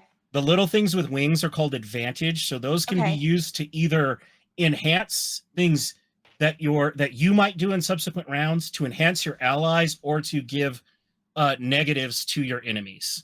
Okay. And then the one that's at the end of what Nu Tu rolled is called a triumph, and that's like a critical success, basically. Okay. Something I'll really post- spectacular happens. I'll post it Woo! for you because I got it saved for myself. So new. There you go. You- There's your breakdown. Can tell immediately that he is trying to get confrontational about this because, well, he happens to be of a relatively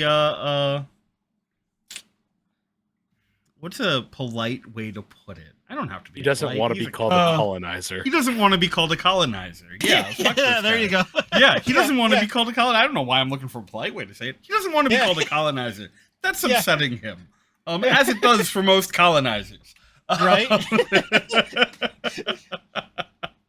And it is something that I'm going to give you everything here. I don't think it's something he's ever considered before. This is the first time that any person has presented before him the fact that he is someone benefiting from and in action actively supporting and defending colonization.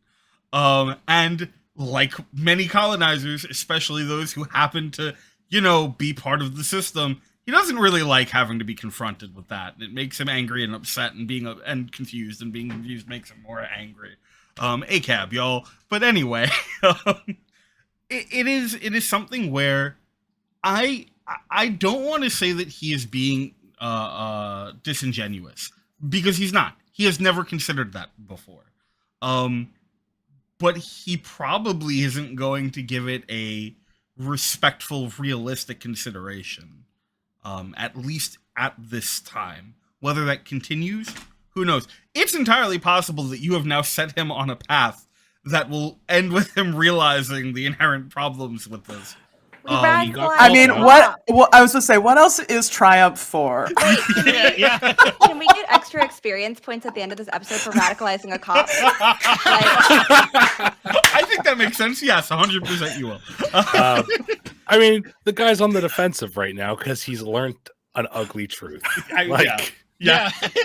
But I will actually put this out for you if you want. We can absolutely say that your triumph is the major beginning steps of Captain Paragon Chop starting to Nice. realize that he is part of the problem and how he needs to confront that and fix himself.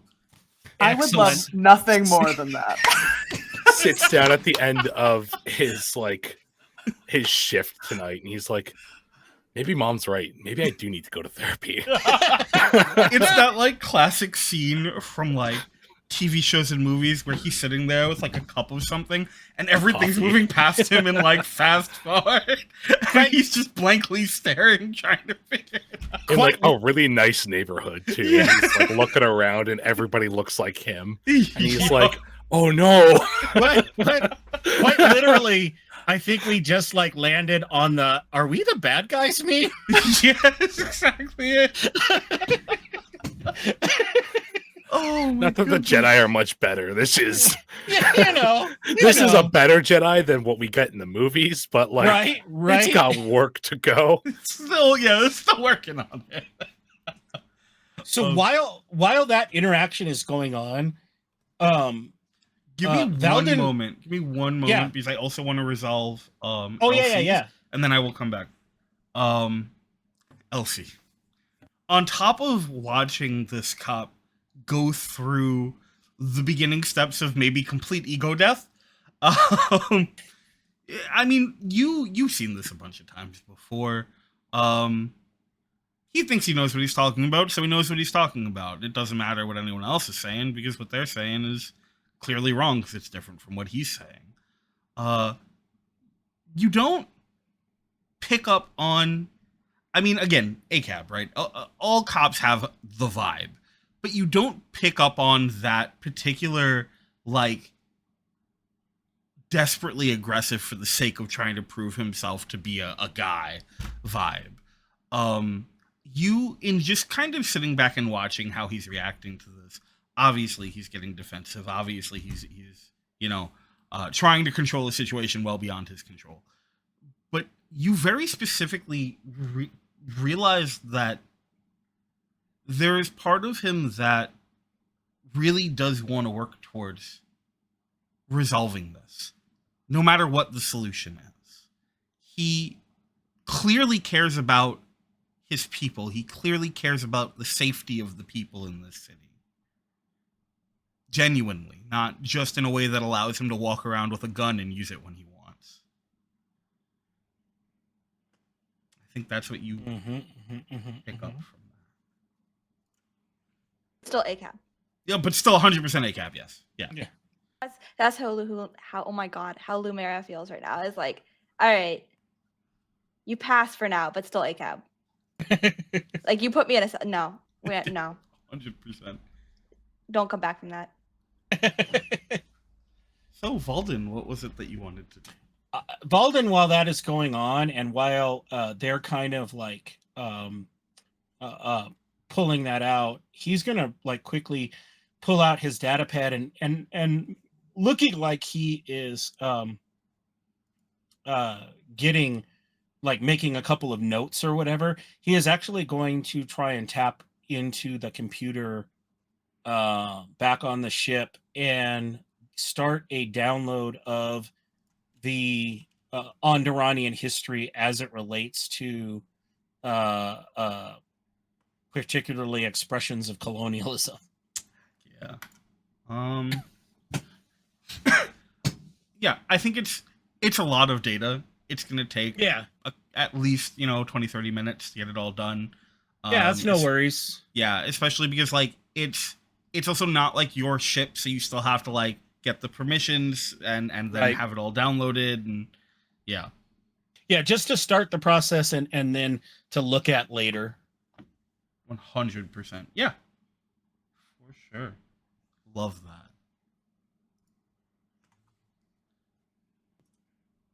Well, Captain, perhaps it would be good if we saw the bodies and then we could move on to the scene itself. And then I would also like to see perhaps where both of these men worked. Yes, we can. Yes, we can do that. Yes. One quick thing before we go. Waycash will pull out a hand scanner because I have this. Mm-hmm. And he'd like to scan the saber for components. Like, see what it's made up of, where the bits and pieces are from. Ooh. More or less, if like there's a very specific, because he has, like I said, his academia is pretty high. Can it see biologics? Your hand scanner? I feel like that's a different thing. Okay. But Also, as that's being done, did anything when I was handling the saber and they're now sitting in front of it, are there any obvious modifications to it? that's something he'd probably spot with the scanner. So, I will answer both of these together. There are no obvious notable modifications to it. It seems like a pretty straightforward saber. In fact, so much so that what your scanner picks up as you scan it is that pretty much all of these parts are incredibly commonplace parts provided as material at the temple.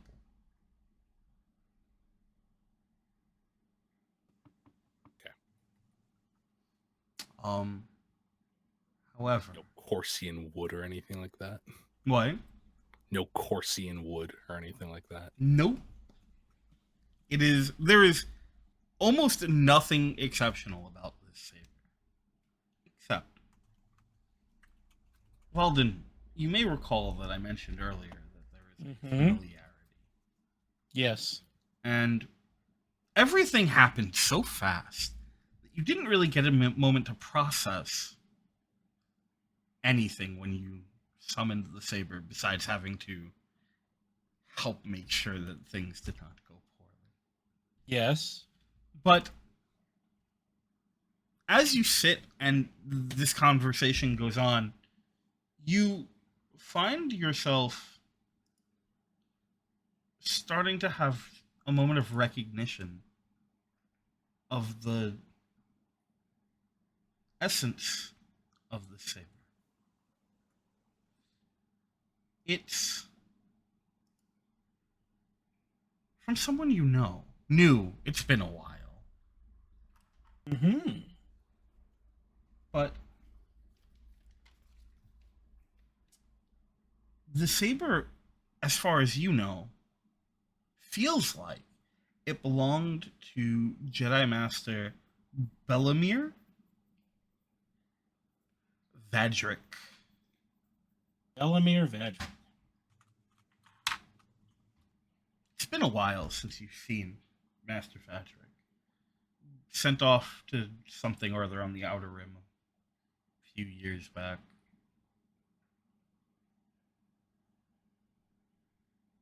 But there's something else there too. Mm-hmm. Bellamir was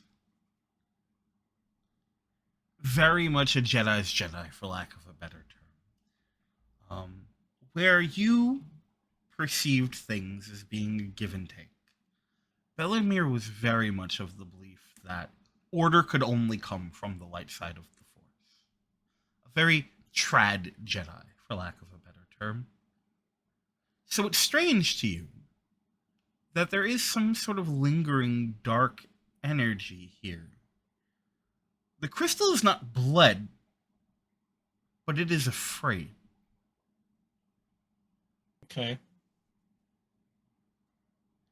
Nu, you don't know why, but you feel that last bit too. The crystal's afraid. Do I get a sense of it being afraid of us, or it having been afraid No, before not us? of you. Of This the fear was cap- long before it crossed your path. Hmm. Okay. When I briefly activated the saber, did there seem to be anything out of the ordinary about the blade and its like resonance while it was activated? Not in that moment, no. Okay.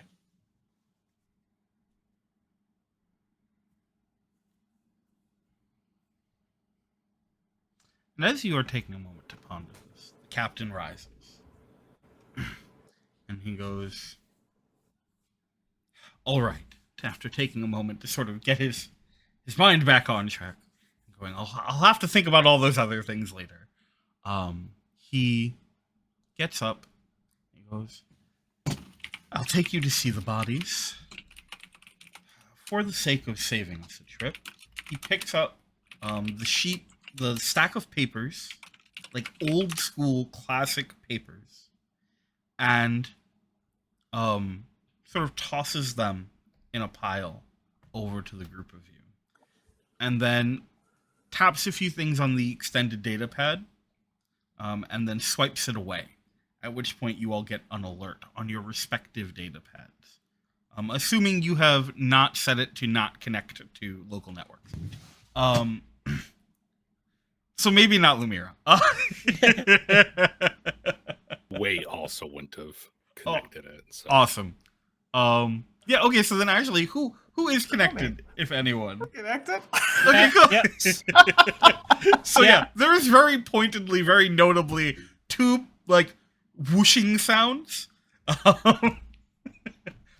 And Lumira, Way, you both will notice that the other ones did not go off either. And the captain goes, I have sent you the address and the necessary credentials for entry, along with any photos we have of the scene itself. Unfortunately, all of the recorded material has been removed, so we cannot provide that. And these, and he motions towards the papers, archaic nonsense that we found scattered around the scene. These are the papers from the scene? Yes. I will kind of start looking at them, but I think as I'm like going to look at that too, I just trying to casually be like, and what of the saber?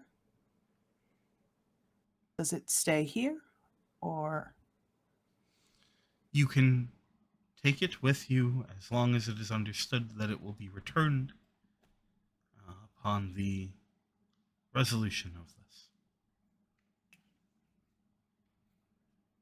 understood?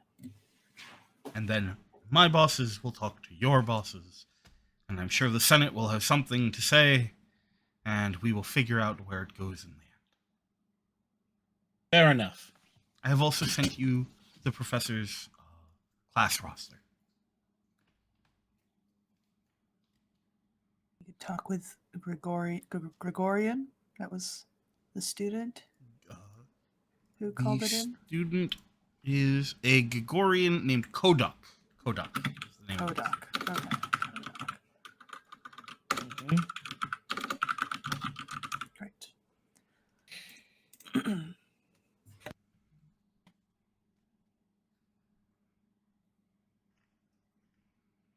You are welcome to speak with whatever students you feel necessary. And I ask that at the end of each day you provide a report so that we are aware of your comings and goings. Other than that, we will offer whatever assistance we can and give you the room that you need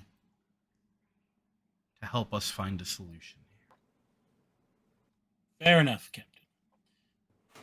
Valden will look at the saber and kind of look over at Waykesh and raise an eyebrow as he gestures at the saber. Are you inviting Way to pick it up? Yes. Way will gently lean down, and as he reaches for the saber, he's going to activate his first force power. Seek. Yeah. Let's There we go. Let's He go. is- There we go. So, the force user allows the well of the force to lead them to something lost or forgotten. That's what it says. Yep. What he's looking for is the owner of the saber, because he doesn't recognize it as Jedi Masters. So he's looking for whoever calls the who called the saber theirs. But Why don't you make me a force roll? it's gonna be rough because I only got a force rating of 1. Oh, exciting. This could be exciting. Hey, how do those light side, dark side things work? So traditionally, you can use either side. When you use the dark side, things happen behind the scenes. Oh, sorry. mean, the destiny tokens. points. The Oh, is that what you mean? Yeah, how do they work? I'm Is it like a terrible. re-roll, or is it how do is what I'm Yeah. getting at? Is it typically a get extra dice, or is it an Yeah. upgrade, or it upgrades the roll typically. Yeah. because I would not mind having 2 dice for this. I'll let you do that. I don't think rules is written it works that way. I forget if you can add a force die. But I'm willing to allow that. I think it fits. Yeah, especially with what we're doing here. I think that's workable, yeah. I'm sure your other table will be very appreciative. Well, I'm glad I did it. Yeah, yeah.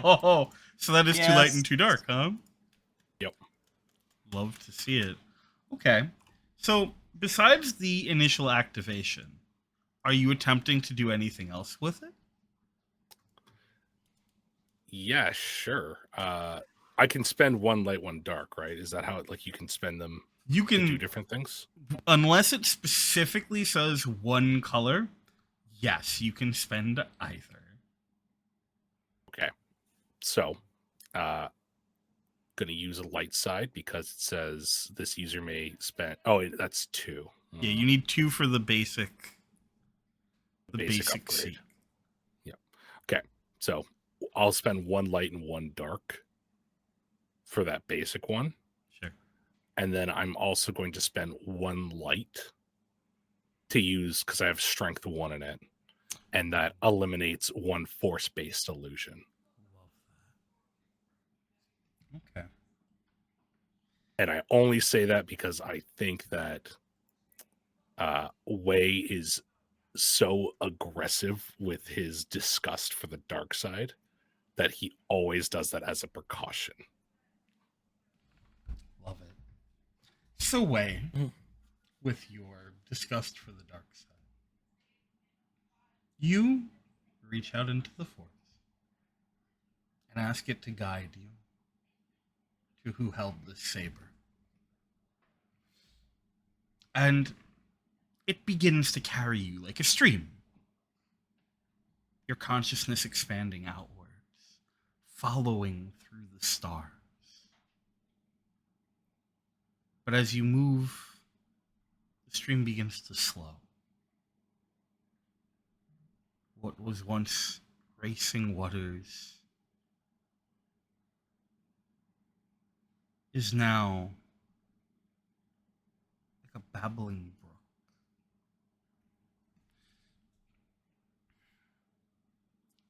But ahead of you, you can feel something, answers, just out of reach, shrouded by uncertainty. Uncertainty. That's something that can be solved easily enough. Solutions, confidence. These aren't the ways of the dark side. Just necessities. And so, if you want, it's easy enough to reach out and pull yourself beyond that shade and those shadows. But as you do, I need something from you, Wei. I need a moment of uncertainty from your past. One that made you confused, concerned, weak. I think what you get as he kind of like wipes some sort of dark-based illusion away from himself to peer past it.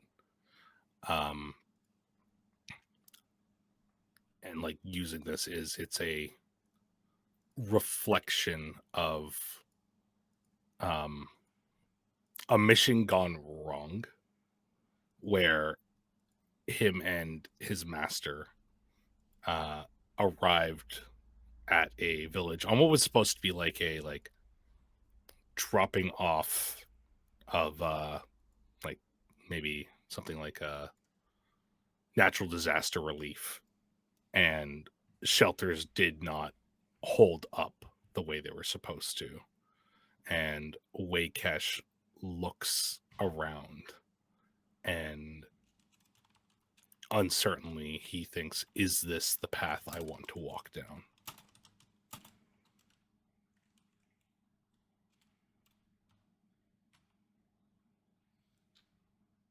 So you push forward past the shade. And first, as you walk down this familiar path, you see ahead of you a Bith. What? A Bith. B-I-T. I misheard you. I heard a bitch. That's a whole different thing. Oh boy. I was like, huh? You see a Bith. Tall, clad in very classic Jedi garb. Base gray and brown, wielding this brilliant purple saber. And then, almost like Lichtenberg patterns spreading across their flesh. And it cracks, and the flesh collapses inwards. And it becomes a pile of ash. Sitting atop that pile is the saber. And you see a shadowed figure, tall, wide, reach down and pluck it from the ash. And as they rise, you see dark smoke rising from behind them. Wisps of blacks and greens. And behind that, a pair of sickly yellow eyes glaring through. And then they look at you, Way. They see you, Way.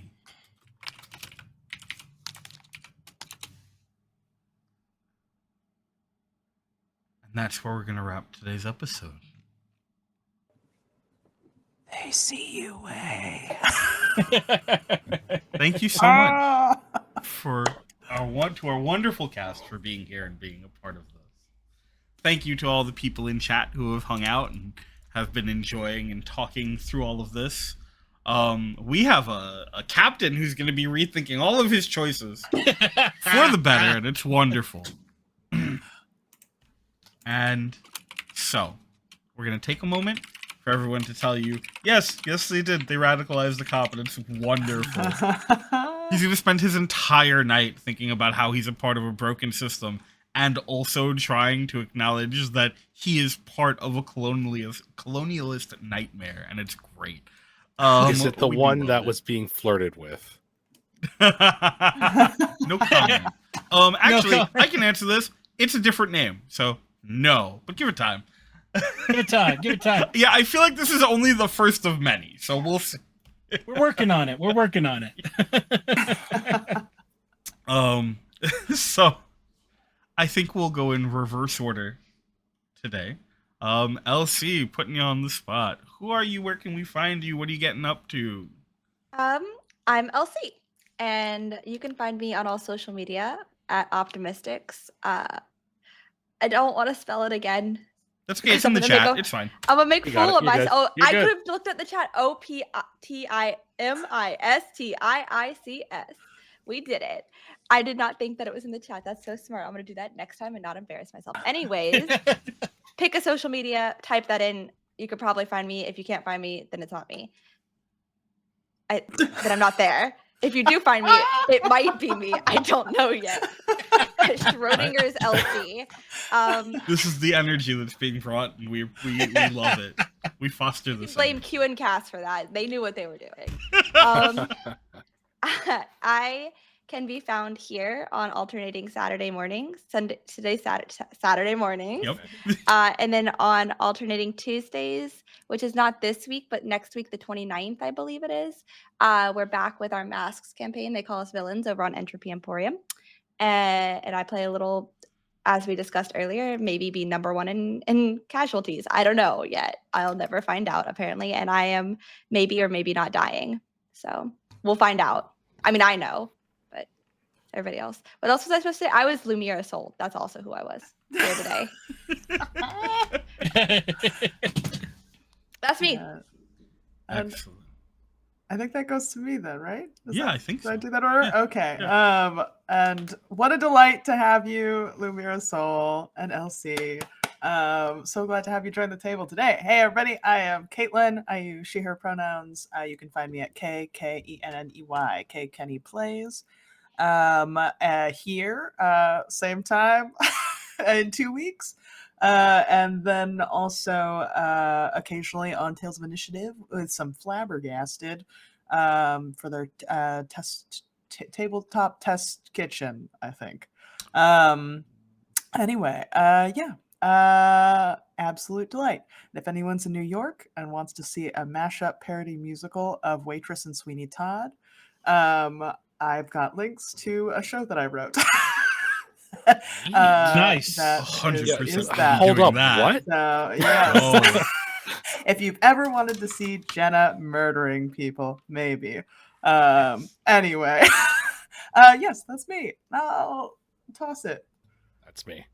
Hey, everybody. I'm Zach. I've been Waykesh. You can find me on all the socials at Scheduled for Launch. And by all the socials, I mean threads.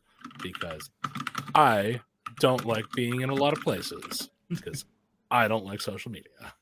But you can also find me here on Tales from the Table Studios from time to time. You might see more of me in the near future. And like I said, more projects on the way very soon. Might have something to talk about come our next time live here. That's a big old maybe. It might involve some aliens specifically, but we are working out the kinks on scheduling.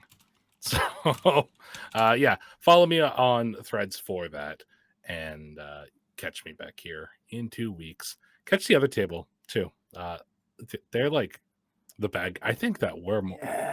No, I don't know. We're like definitely a lot more we're not the bad guys, but we're definitely standoffish comparatively. I don't think they had a single a lot more paranoid. Yeah, I don't think they had a single interaction that was nearly as aggressive as y'all did. I'm just. What are you talking about? They ripped out a man's tongue. I know. That's not them interacting with someone though. If you didn't see that, go back and watch it. First interaction. What the fuck is wrong with the other table? Are y'all good? Oh wait, no, you're not. You're the opposite. You're sick. Yeah. They're there. Anyways, see us next week. Not us, them. See them next week, and us in 2 weeks. Yeah, that. Yeah. Excellent. Stefan. Yeah, so I'm Stefan. You can find me on the platform formerly known as Twitter for as long as it exists, because that may be not long.